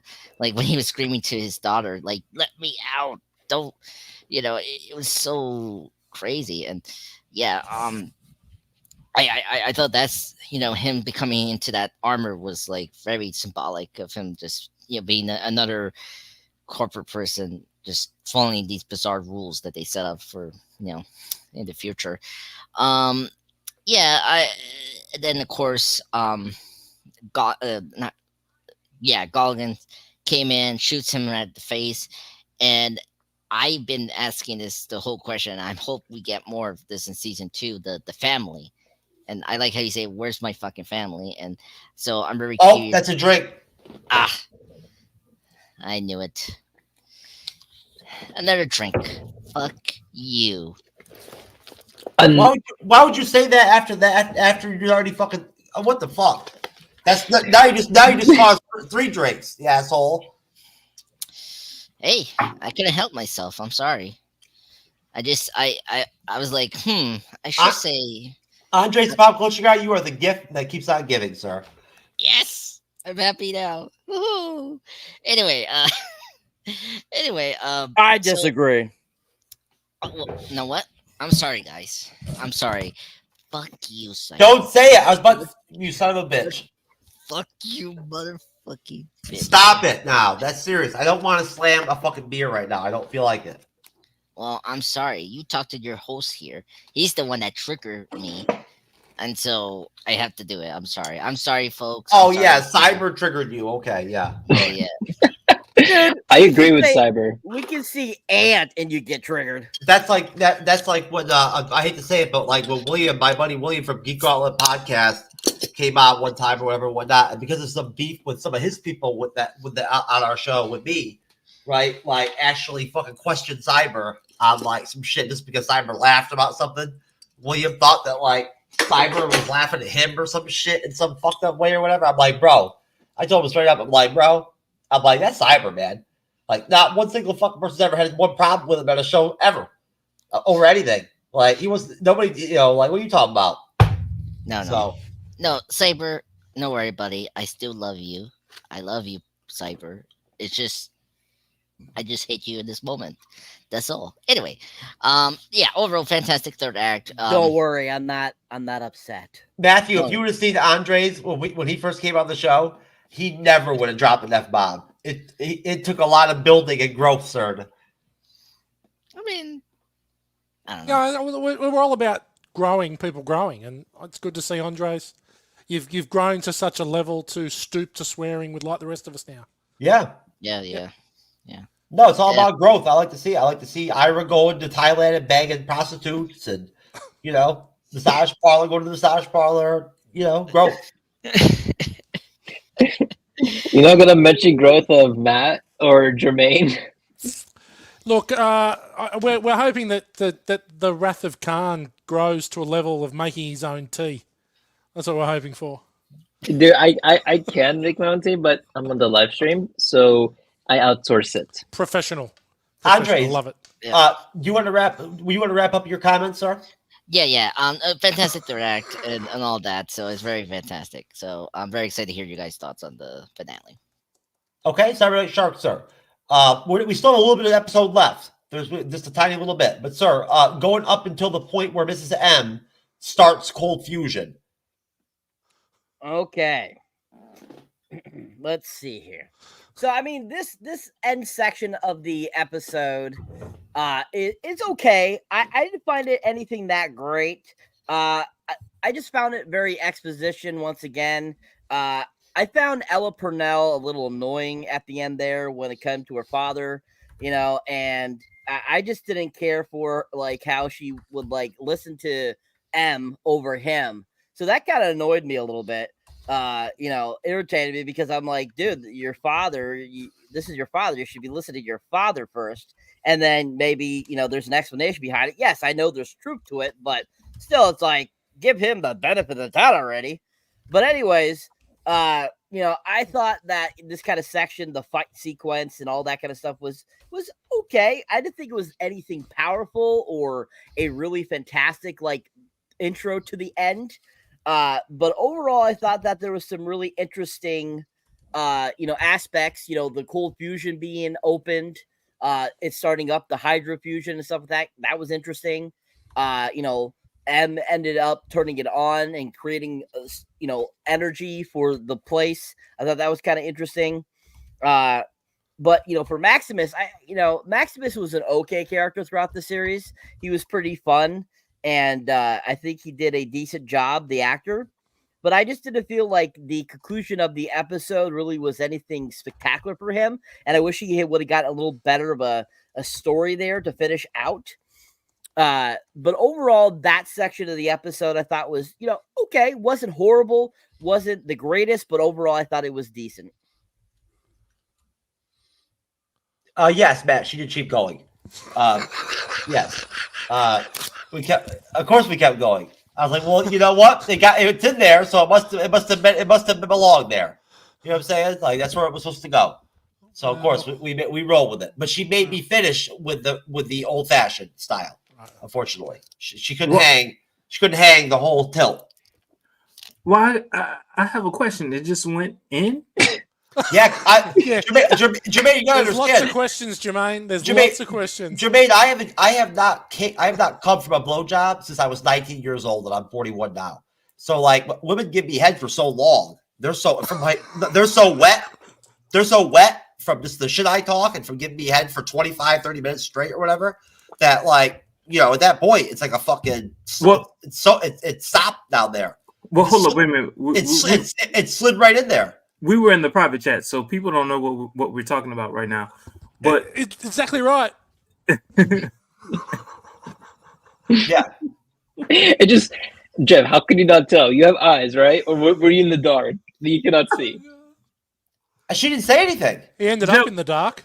Tell everyone what you're talking about right now. No, she didn't say anything. Any other woman would say anything. She didn't say nothing for like over a minute. Like, how do you actually... It just fell in. Raph, I videotape all my shit. I don't fuck in the dark. Did we forget that Jeff has a micro penis? Oh my god! So it would slide right in very Jeff said easily like it's that. 6 So inches. That's that not happens. a micro penis. That's not a micro penis. In real life, folks, I don't have a micro penis. No. It's a joke, Jermaine. Wow. Don't worry, Jermaine. It just went in there.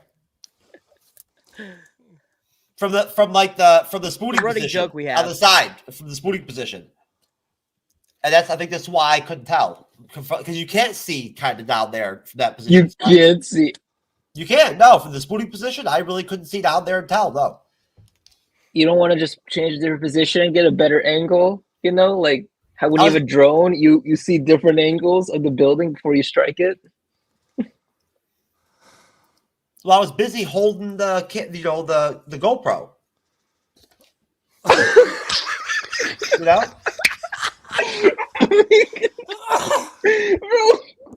was focused. I was trying to. Jermaine's reaction, man. That was pretty funny. I've seen Jermaine done that. I've done that to Jermaine so many times now. What are you Doc Ock or Doc Cock? What are you? Like, I'm too many things going. How do you do it? Just ask Cyber. He'll tell you. My library of private videos is steep. It's deep. Yo, man, I bet you he also has a cameraman too. No, I don't. I videotape all my own stuff. But the titles of my stuff is great. They're awesome. It's like Wakandan Queen sucks dick, you know, or whatever. Right, Cyber? Wakandan Queen. Oh my God. Wakandan Queen gets fucked in the ass, right? Or like tranny. Oh, yeah, you gotta drink. You need a drink. Tranny gives me head on these and shit like that. Very original. Yeah. Okay. So you do everything yourself. So do you eat in secret, or do you also eat we can see it while you're doing it? That's some hoe right now calling me. My phone's ringing. Some hoe. Okay, answer it live. Boats and hoes. Boats and hoes. You know what? When my phone rings, it's always hoes. Not your parents, not your friends. That's all right. They can wait. Anyways, so back to the fall episode 8. Where were we at on our question? Who was talking? I just finished. Okay. Good. That's good to know you finished, sir. The just classic like way. Just The like classic way. Just like the guy in the race. Just like the guy in the race. Go over to you, Rathacon. Youth over beauty or whatever the fuck. Wait, what? Whatever the fuck. I want to get my phone. Go ahead, It's Rath. age before beauty, sir. Whatever. Age before beauty. Age, Whatever. whatever. Okay. All right, people. All right. So, if you guys notice, if you listen closely to the code that the cuck gave to Miss M for the cold fusion, it was 101097. And if you guys didn't know, that was actually an Easter egg for the release date of the original Fallout video game. Mind blown, isn't it? Yeah, exactly. I just thought that was very interesting. And when it comes to the whole fight between the Brotherhood and Miss M's castle, it was very interesting seeing that one part where it's like, they're shooting the rockets, one helicopter is like tilting sideways, the guy falls, and then he gets chopped off by like the other rotor wing. And I'm just like, damn, that was brutal. But knowing the other episodes, it's like they've done worse, like, squeeze in the head, that type of stuff. And it was very interesting how when they were fighting the G-Man in the dark, just seeing how like the G's like, it's dark, shoots a bullet, you see him, and it goes dark and all that stuff. It reminds me of that one scene in the movie War for the Planet Apes when like the apes would like fight the soldiers in the dark cave. Cyber, I think you know about this too. Like just the whole sequence, it's like the light only comes when you shoot the guns, and it's just like it just reminded me of that. It's very cool, very creative. And what else? What else? I also liked how Jeff, we're doing the entire last scene, right? No, there's still a little bit left. Where I stopped was before Mrs. M starts the cold fusion. Okay, right before the cold fusion. Okay. And this includes like Lucy killing her mother. That's a drink. That's after. Drink. Oh, that's after? Okay.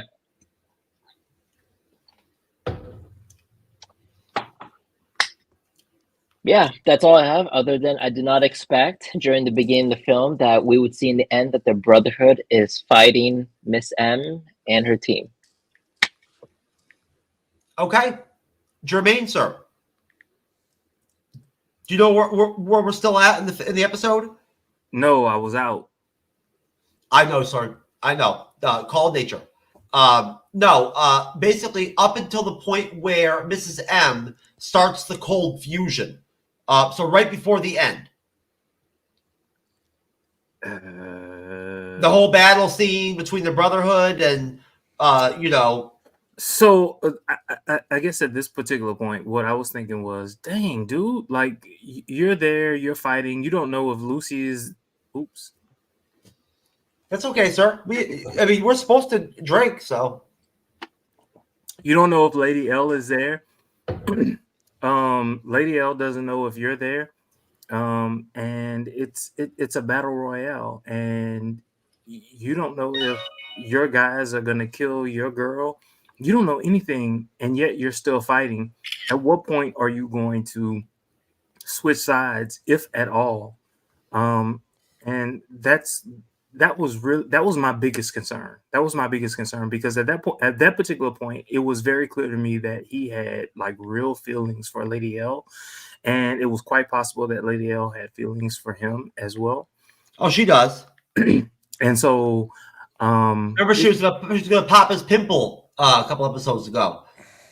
And so it was just an existential moment for Maximus, if you will, because there's a possibility that the love of his life just might die from the people that he went to go get to actually help save her and her father.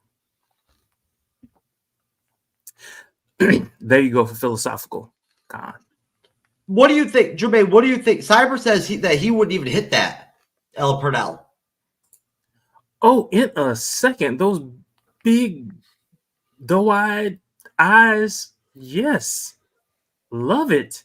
Plus, look, let me tell you something. What is very clear to me. You hear that, Cyber? A gay man would smash that. Even Matt and Andres would smash that. Everyone has their preference. You see. I see the shots fired, all different directions. I see it, but anyway, I'm gonna let it go. But yes, Lady L. Oh, please bring it up, Jermaine. Please bring it up. Bring it up. Bring it up. Sexy. She was quite sexy. She, yeah. Caught my eye. It's all okay that other good stuff. It's okay if you like bug eyes. That's all great. I'm saying everyone has their preference. Yeah. You know that's Andres' wife, right? Yeah. Excuse me, Angela Bassett is his wife. But according to Andres, he goes backward and forward in time. So it's Angela Bassett in her 40s, Angela Bassett in her 70s. It just depends. We don't know. He hasn't told us yet. Yeah, when you're time traveling, you gotta be having different pieces of pussy. You know what I'm saying? Like, you can't be just having one piece. Or like, I can confirm. Yes, I do have multiple. Because it's not really cheating when you're a time traveler. You can be married and still fuck other bitches or fuck other women. I'm sorry, women or whatever, right? Because you're in like different realities. Yeah, actually, my wife and I are in an open relationship, so we. Shut up, Andres. If you were ever married, brother. You have no idea the balls it takes to actually be openly non-monogamous like I am and like literally put it out there that like publicly on your dating sites and shit and whatnot that like you don't believe in monogamy. And in like, what year are you in an open relationship? He never in no year. 22. I love Andres pop culture guys to death. 3,099. But he will 22. He will never have the balls with any woman to marry her. And then tell her he wants an open relationship. They probably have balls, though. It'll never happen. Lady boys. See. Sit them in the corner. Shots. Although maybe I've corrupted him. Who knows? I mean, you never know.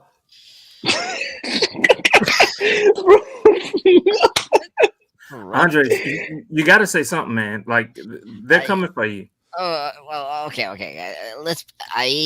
We are open relationship in the year 2099. If you want to know the year, that's the timeline. I was only 100 years off. Yeah, exactly. So, that's what happened. And she's in a relationship. She's in 1,000.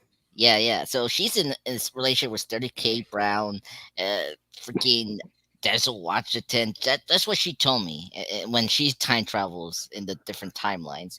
Where in different timelines, I'm dating Nicole Kidman, Michelle Pfeiffer. The hoes are laughing? Yep. So the audience are a bunch of hoes? Yep.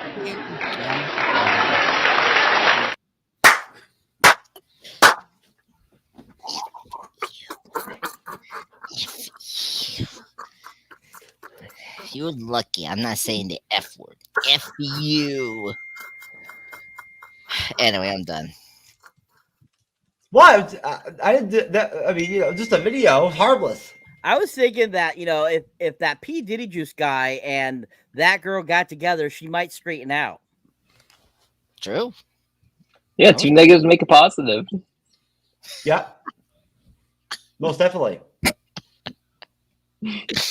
I know. I'll tell you right now. If I met Ella Purnell, I know what would happen. Hot D. Hell yeah. Was he gonna share her with a lot of men? Is that it? Well, Andres, you named a lot of different people that we know from our past. Can you tell us someone that we don't know from the future? Ooh, the future. That's kind of tough. Yeah, there's 3. I don't know if you've seen these shows, but yeah. You ain't about nothing.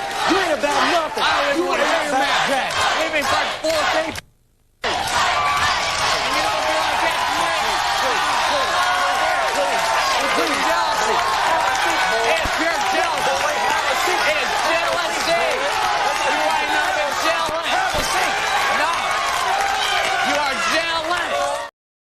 That's right.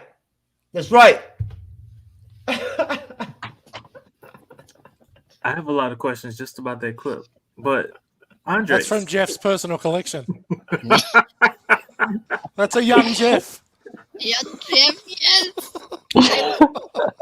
That's Jeff's body type. You're jealous. You're jealous. Oh God, that guy's a lot taller than I am. Oh my How God. tall are you? What's the name of that video, Jeff? I'm 5'8".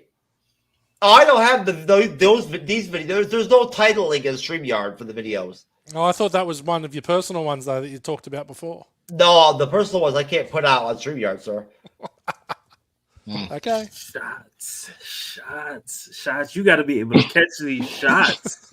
You got to. Anyways, who's turn? Who is Cyber? Had you just finished? No, we were. It was. It was Jermaine. It was Jermaine. Yeah. We stopped with you, Jermaine. Jermaine, did you have anything else you wanted to say? I don't even know what we're talking about right now. That okay? Then I'll take that as a yes. All right, Cyberneticshark, sir. You would be next, and then Matthew. I already went, sir. Oh, there you go. Perfect. And Matthew. That was last. Then Matthew. Oh, look, we're looking at that. 36 people are watching us. Hey, everybody. What's going on? Hey, Mom.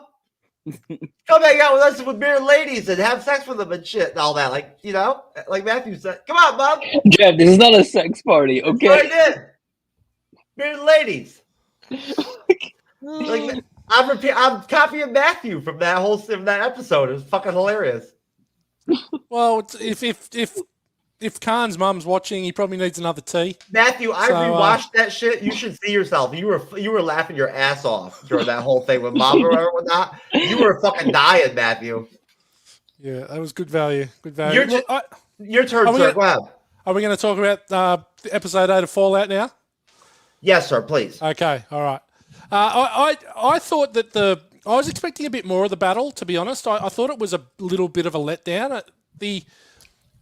For such big and it would look like immobile helicopters, they certainly dodged the heat seeker missiles pretty easily. I thought that they'd probably give up at least a couple. I think only one helicopter gets hit, but I thought it was a bit of a letdown because I was expecting the Brotherhood to come in and really just clean house, and they didn't. You didn't see a lot of that. You saw some of it, but not a lot. I did enjoy. I think Khan made a really good point about that's incredible. The scene with the G in the dark, and I think again, I'm just absolutely glued to the screen every time he's there. I think he's the such key to the success of this. He's amazing. Cyber, you made a good point about Lady L trusting too much about old Lady M saying about her dad, and I think that he didn't do a lot to really. His only defense was, "I'm your dad." He didn't actually defend anything that he did, and I think that, she knew, Lady L knew that was the mum from the start. She knew that was the mum. She had this sneaking suspicion that was the mum because of the necklace. Absolutely, Jermaine, because of the necklace. But she did put her down, didn't she? She does at the end. But so I enjoyed. I thought there probably wasn't enough made of the cold fusion about what it was going to do and what the difference it was going to make. And I also liked that she just pushed the button. She comes back in and she just pushes the button. Right? I think that was really cool as well. It wasn't like this. What? Go ahead, Matthew. I stopped before that part. You did? I didn't go all the way to the end. But Okay. go ahead. Go ahead, and then I'm just. Well, I thought it was. I'm going to go right around everybody. Let them finish. I thought it was cool that. Well, okay, I'll go through then. I thought it was really cool that the G comes in and knows that he can't use the sweet spot to kill Hank because he needs the information from him, so he shoots him in the face. I thought that was really cool because he wanted to hurt him but didn't want to kill him yet. And then obviously he flies away because he's a chicken shit. He's going to fly away and go to New Vegas. But obviously then I thought it was really cool that then the older Lady M comes in and just pushes the button, just starts the fusion. There's no fucking around. She just knows that if it's the last thing she's going to do, she's going to start that. I also am interested to see whether there's a stop button, because if there's a stop button, then surely if the Brotherhood have overrun it, are they going to stop it, or do they want the cold fusion to continue? Like, that's an interesting point. I did love that she puts her mum down and there's no fucking around with it either. Like, she just knows that she's just got to kill her. That was really cool. And then I do love the end. I think that we've now got our trio being G, L, and the dog, and they're on to the next challenge and the next part of the movie, the next part of the series. I thought that was really cool. Also really liked that the Hollywood sign is sponsored by Newcomb Cola. I thought that was a really cool touch as well, and that's the last thing that lights up. I thought that was really cool. I thought the ending was excellent. It's left me hanging. I think through it, whilst there's not been a heap of filler in this series, but I think most of the episodes have left me wanting more, and this finale leaves me wanting to know what's going to happen at New Vegas and then what's going to happen to the three, I guess, one anti-hero and the hero. So I thought it was really cool. I really enjoyed it. I'm out. Nice one. Appreciate it. Good job, sir. Like a pro. We're at the con, sir. I don't need to explain to you what happens in the rest of the episode. Go ahead and wrap up with your final thoughts of the ending. Yeah, so I think after we see, downtown LA all becoming lit, it's like one of the big questions I had was one of the big realizations I had is there's no real clear definition of who the good guy and the bad guy is, because in the beginning, I thought Miss M was the bad person along with their team because they tried to kill all the Vault people. But then in the end, you see that they just want to provide power to everyone. And it's like, you see that with downtown LA. And it's like, when she tells Maximus before she dies that, oh, so you don't think the Brotherhood would use it any differently? Because there seems to be some competition over who gets the cold fusion access. It's like we never really saw much throughout the whole season that the Brotherhood was bad. You never see them genocide the entire or try to genocide the entire Vault population. You don't see them just going around and attacking random people. If anything, all we see them do is help create peace within the service as best as possible. And with Miss M and her team, it's sure, you try to destroy the entire Vault population, but you also want to give power to everyone to make life on the surface much better, which is also what the Brotherhood wanted to do. And yeah, just the whole idea of there's not really a clear idea of who the good and bad side are, especially knowing that with the dialogue between Hank Good call. and Good call. Yeah, with Hank, Lucy, and Moldaver. That's 3 drinks, I think. Drink. Yeah. What was that? Was that a purposeful Bing Bang? I don't know how else to say it. name? I don't know. I just had to say it. I mean, just learning how bad the Vault people are. Only the creators of the Vaults, not the lab rats. Just knowing how bad the creators of the Vault people are, it's okay, at least we have a better definition of who the actual bad guys are. But then it's you have these two factions, Miss M's faction, the Brotherhood, and yeah, we don't know who really the bad people are. I guess we can conclude that Miss M's faction, they did more good than harm. Well, they're in the not world. done. There's more NRC than just her, right? Left. Like that, like I'm just assuming that like when we go to season 2 that there'll be there's still other NRC people than her.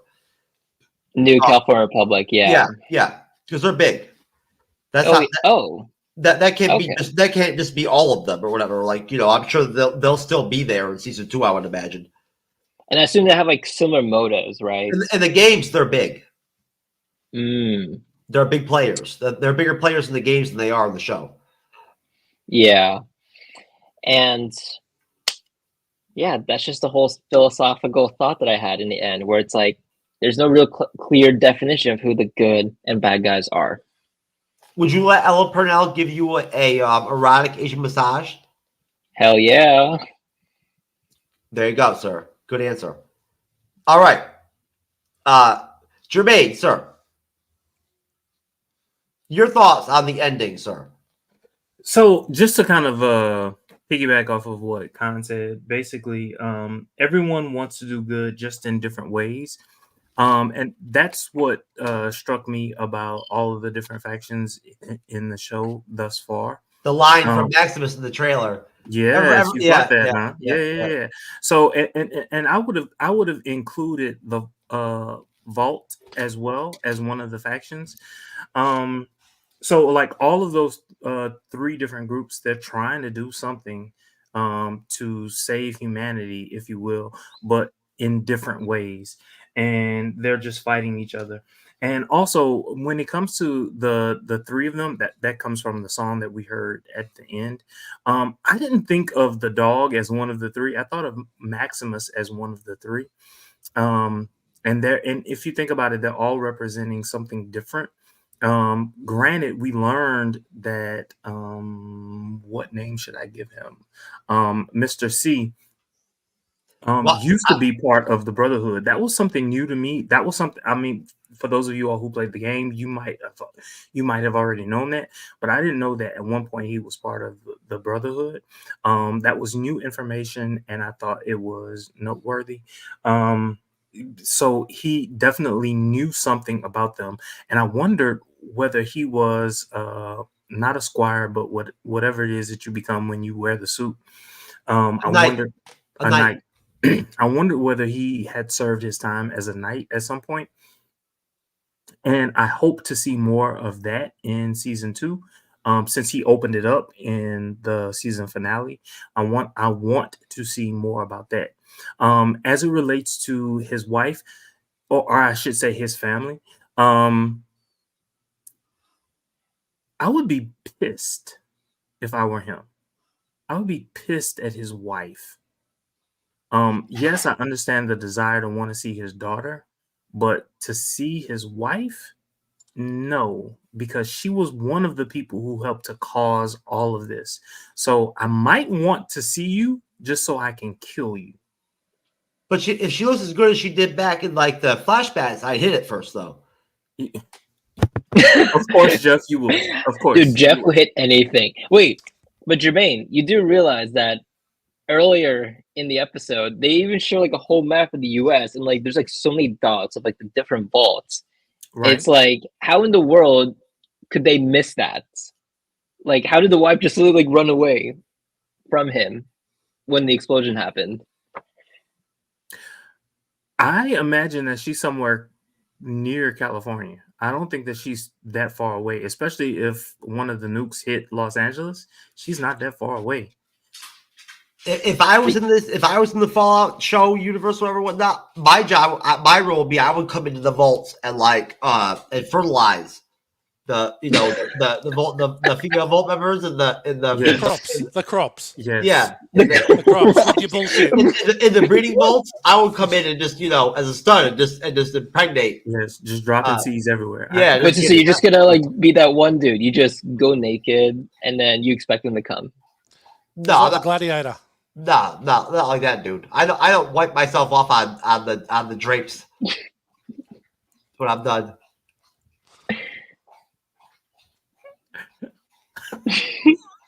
I get a towel for a chick when I'm finished or whatnot and everything, right? I'm a courteous guy. You don't do it on the blankets? No, I give her a towel. And do you hand her the towel, or you just throw it in her face? No, I hand it to her or whatever. Okay, you're a gentleman. You're an absolute whatever's, gentleman. Whatever's practical. Absolute You're gentleman. the romantic. Yeah. Yes. By the way, I said this in the private chat. The fact that Lady M supposedly died at the end, I don't believe that she actually died. We're led to believe that she has lived 200 years, and then all of a sudden, by one bullet wound, she dies. I don't believe that. I believe that I still don't understand how she even was alive. Still, I didn't even understand. And that's the thing. And think about this. And think about this. Nothing happened to her face. Nothing happened to her body. So I don't believe that she's dead. Maybe she is, but right now, give me evidence to prove that she has actually died. Do you want her dead? No, I want her alive to advance the story. Okay. All right then. So, who do I have left here? Cyberneticshark, sir. So the conclusion of the episode is pretty decent. It's pretty basic, nothing extravagant. We have that great kind of send off to Mr. G and to L as they make their way. We see, of course, her dad make it to New Vegas. We get that scene with Miss M, and she, starts the cold reaction fusion and has that little conversation with Mr. Maximus. And to go off of Jermaine there for a second, I was just thinking about that, Jermaine. And what if the reason why she hasn't aged is she's a clone? Because they have all this other technology, she could be a fucking clone.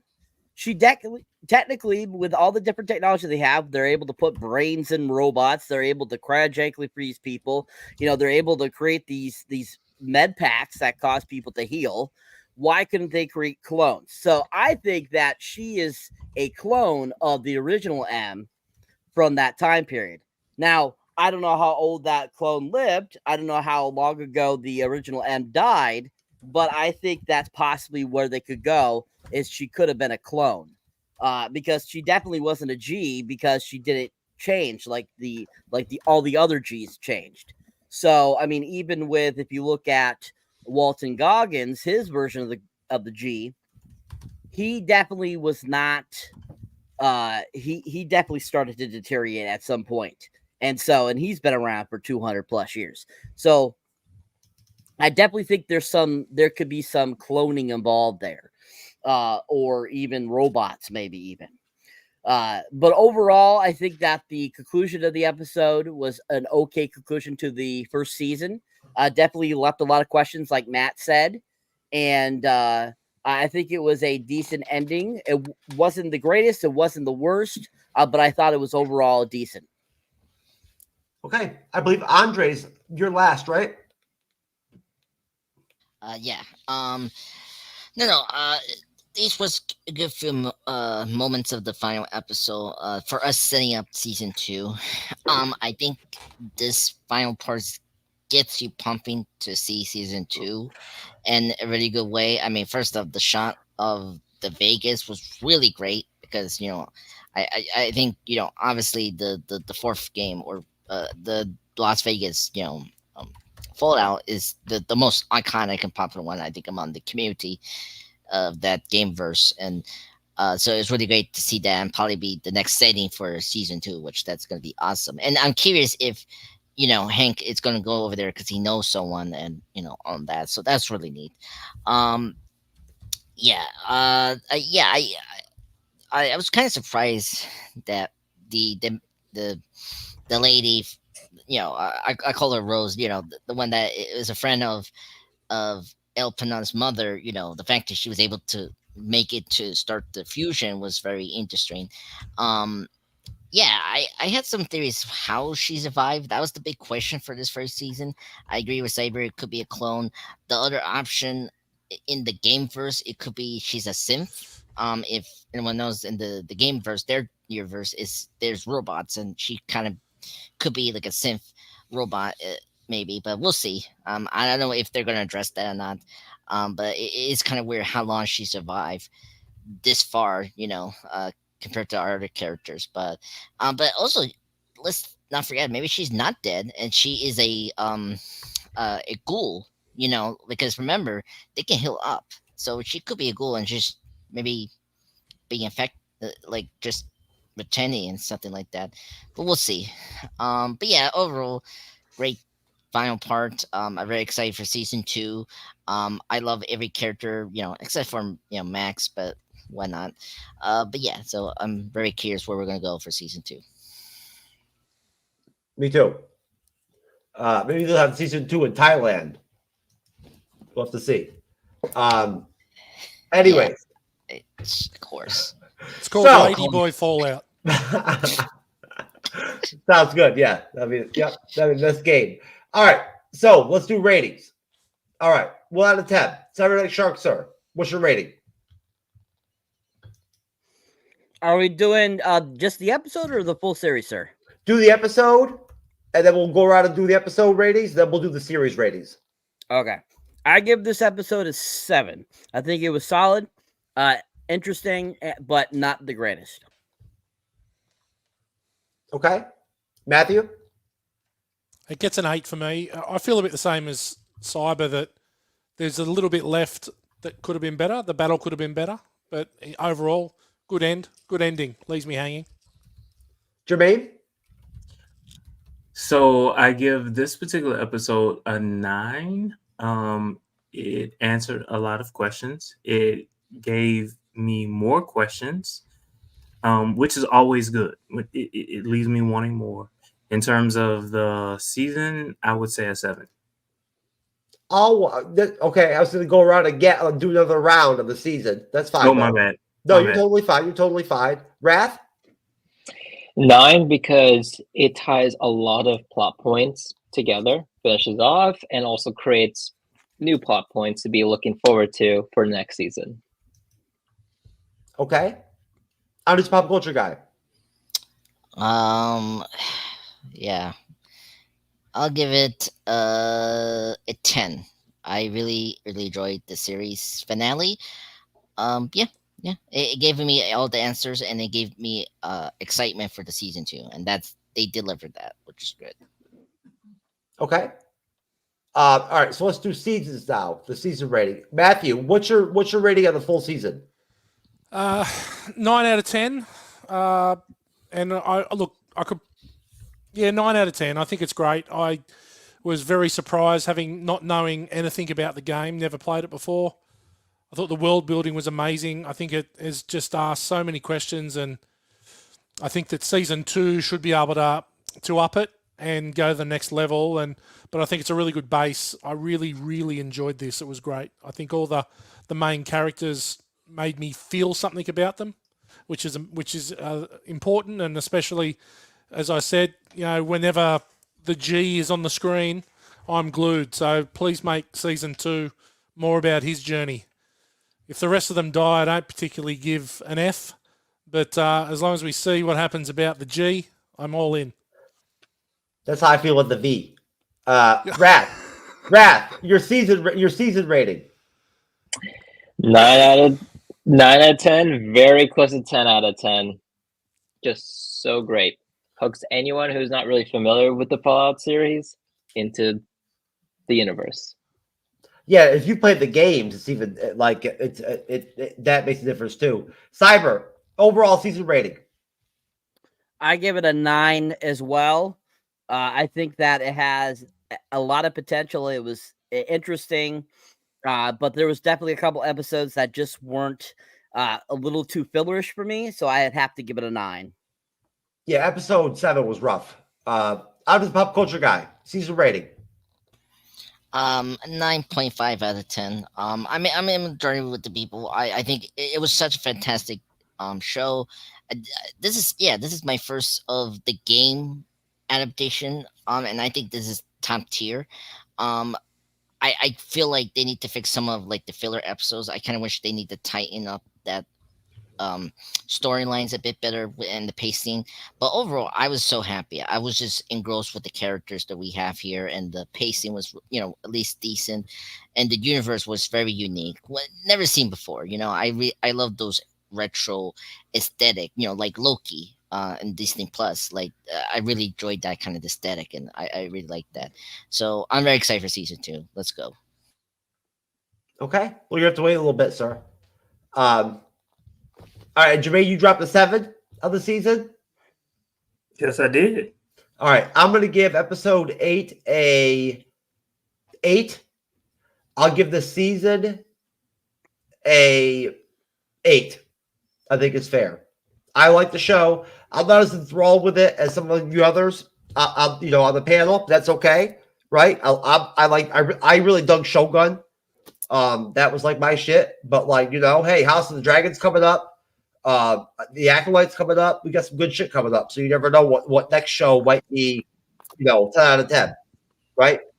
And being on the MCU'S Bleeding Edge and being in the audience and whatnot, everything, enjoying all this entertaining, lady boy, having sex with cryogenic women, 5 prostitutes a night budget. It's very entertaining stuff here. So, all right, y'all, it's plug-in time. I want to, focus on the panel, so I'm going to skip my plug to the Rose and Gold massage and spa parlor. I was going to plug, but I will probably the only plug that matters, mate. I will plug the Savage She-Hulk Massage and Spa, of course. I recommend it. For anybody who likes a little bit of pleasure and some pain, right? There you go. They'll taste everything. You know what I'm saying? Jermaine knows what I'm talking about. Not with She-Hulk. No She-Hulk for you? He-Hulk. Oh, He-Hulk. Okay. All right, sir. You have a good luck with Hulk in the bedroom, brother. Anyways, that'll be the next episode of the Bleeding Edge, folks. It's coming soon. I promise. We'll start with you, Andres, the pop culture guy. Since you are, you are number 1. Oh, really? Oh, awesome. Hey, everyone. Andreas, pop culture guy. Thank you, guys. Thank you, Matt, Jermaine, Raph, being this panel. It's been awesome. I'm so sad for our 5 reviews are over. So, just quickly, I just did 2 episodes. I did my top ranking of the MonsterVerse films, the Godzilla and Kong films from Legendary, and just to wrap up the main stuff, I just put my Amazing Spider-Man 2 respected review. And tomorrow, start of June, I'm gonna have the Matrix 25th anniversary tribute. So watch out for that, because me, Jeff, and Cyber did the review of the first film, and of course the second film, Reloaded. But yeah, so that's right. Thank you so much. And next live stream review, me, Jeff, we're going to do Jackie Brown. That's going to be awesome. Woohoo! And, so that's going to be our start of June, which is great. So thank you guys for coming, and it's been awesome journey for the Fallout. You cannot go wrong with reviewing a movie that like Jackie Brown. Nope, no, it's my favorite of the Terry films. Everything is your fucking favorite, dude. You know what? Thank goodness we're done with this review. Cyber, how many favorites in the last month has Andres had? Oh, at least a dozen. Oh my god, these 2 mother effing clowns. Fuck you. Fuck you. You know what? You're still making me drink. We're at the end of the show and shit. Here, I'm trying to not drink, and you're making me drink. Okay. You made me open up another beer? That's fine. Okay. This is the best night ever. Oh yes, Jeff. Cheers, brother. Cheers to you, brother. I love you, brother. All right. Fantasy is reality. Where they stole our drinking games and they're over there killing them.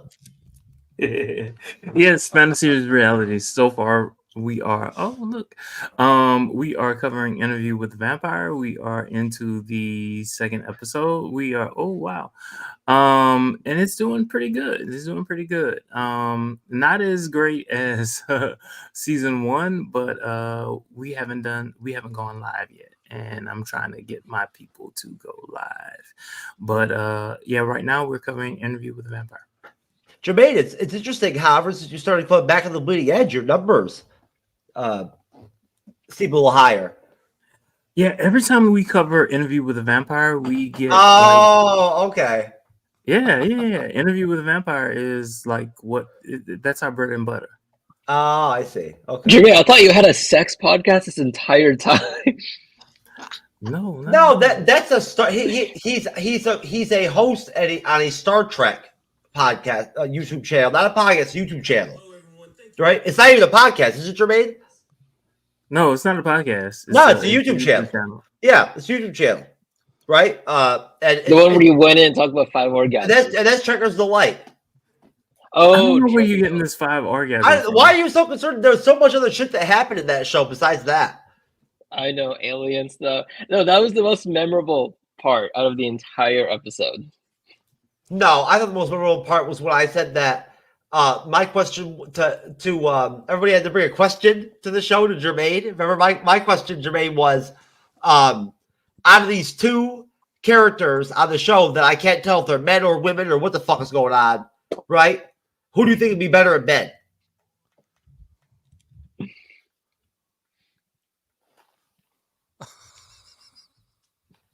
Wait, what was the question? It was a long time ago, sir. Yeah, 2 years ago. 2 years ago. But yeah, fantasy is reality. We do reality shows. We do fantasy. We do science fiction. So check us out. There you go. And look, it's Chloe Zhao approved. There you go. Because the stamp with Chloe Zhao approval. All right. Bored to watch. If I could do an Australian accent, I do it right now, but I can't. But hats off to President Crocodile Dundee. What's up, Matthew? What's up with Bored to Watch? That's right, mate. That was good, Cyber. That was really good. Cyber's got a pretty decent Aussie accent. He does. He's welcome. Please come join. Yeah, They Bored have to Watch to, another mate. week. Thanks, mate. I won't do an American accent because it's downright disgusting what I would try. Do it. Please do it. Please. No, I'll save it for another episode. Mate, we're having a good couple of weeks. We've just released our Aliens episode, which was great, and yeah, we've had a little bit of an uptake with our YouTube channel. We've had our famous Bloodsport video go berserk again and have another 600,000 downloads, which was pretty amazing. So. Yeah, mate, we're loving it. We've got we're actually gonna record an episode with the MAM podcast, the Middle Aged Man podcast. They're gonna come on as guests, which will be good. Yeah, When? so we're gonna get them on in the next month. So this is the Jeff. You're a facilitator. You put people together. Oh, I'm so happy about that. So they're gonna come and do an episode with us, which will be awesome. And as we tick off the people, I'm sure we'll get to the wonderful guests that are on the show here today, and they'll come on to Born to Watch as well. Where's that damn Bloodsport video at? Is it in your shorts or your regular videos? Nah, it's in the regular videos. Keep scrolling down. There it is. There it is. 1.8 fucking million views. Look at that shit. Yeah. Holy fuck. Yeah. Well, it obviously I created that video, the final fight, the Bloodsport. All I did was cut it and put it up, and it Look just at that went shit. berserk. Look at YouTube magic right there, folks. Yeah. This motherfucker just cut some fucking Bloodsport out real quick and whatnot, and got 1.8 million views and 8,000 fucking subs out of it. I got 7,000 subs out of that one video. Unbelievable. Jesus Christ, dude. I didn't have to do anything either, except they won't let me monetize, but shit happens. That's why I'm I'm here for the the content, not the money. That's why I'm TrueKnowledge, folks. I've known about that for like a year, and still I'm not even even trying copying it and like cutting 9 minutes out of some other movie and putting it up to see if I can do the same thing. It does nothing for me financially, but it's definitely helped grow this. It's fucking cool, dude. Hey, you know what? It makes you feel like I'm fucking mad when you get 1.8 million fucking views on your shit. Well, that and apparently having sex with ladyboys 20 at a time. Cyberneticshark, sir, the floor is yours. Hello out there, folks. So if you enjoy me here on the panel or as a moderator, you can check out my solo content under Cyberneticshark. I can see my most recent upload there is the War of the Planet of the Apes. I've been doing the reboot series. If you want to check out all three of them, you can check it out in my little toolkit there, where the series is a part of a wonderful little cache. And as you can see, I got Rise, Dawn, and the War of the Planet of the Apes up. I will have Kingdom of the Planet of the Apes up soon. I just got to edit it. I already filmed it and all that good stuff. But if you haven't checked out War of the Planet of the Apes yet, definitely check that out. As you can see, my most recent short there is a movie called Boy Kills World, which is a fantastic film. If you're a fan of Scott Pilgrim versus the World, this film is very much similar to that film. A little better than I think Scott Pilgrim versus the World, but it's a really great film. Fantastic, great cast. Bill Skarsgård is great in it. Check that out, that mini review. If you're a fan of Shocker, definitely check out that mini review too as well. But yeah, I'll be having more reviews up soon for you guys. I'm trying to put out one every 2 days. I have quite a few already recorded, so I'll also be putting out my 10 best films of 2024 so far up here shortly in the next week or so. Because we're coming into June, so it's the halfway point of 2024. So I'll be putting that up as well. Yeah, I just hit the 1,100 mark. I'm at 1,102. So thank you for all those keeping on subscribing. You guys are rocking it. And yeah, if you enjoy my stuff, please leave comments. Please, if you have suggestions or anything like that, and all that kind of good stuff, coming soon. There you go. All right. Everybody in the panel, I love all of you. Thank you so much. Great show. Jermaine, appreciate you, bro. Wrath, thank you, man. I'm the pop culture guy, sir. Fuck you. Drink. I love you too, sir. Matthew, from More to Watch, from Down Under. Good to see you, sir. Appreciate you. Thanks for having me. Cyberneticshark, sir. Always good to see you. Folks out there, we love you. All of you that caught us live tonight, we appreciate you. All of you that catch us in video form and audio form, I hope you enjoy the show. If you do, support us, right? Again, you know what to do. Make our stats bigger. We like bigger numbers, right? So just whatever you got to do, hit the buttons and shit and whatnot and make it happen, right? We're almost 50K subscribers. So, you know, some more of them would help. Everyone counts. And in the meantime, you know, as the bearded lady says, you know, may the bearded lady bless you and keep you. And he dedicates 8 hours a day role-playing as a toddler. I'm in baby mode on and off all day. And Jess's daddy is caring for her. I'm 20, but not really because I'm 5. Adopted mommy and daddy who are totally comfortable with me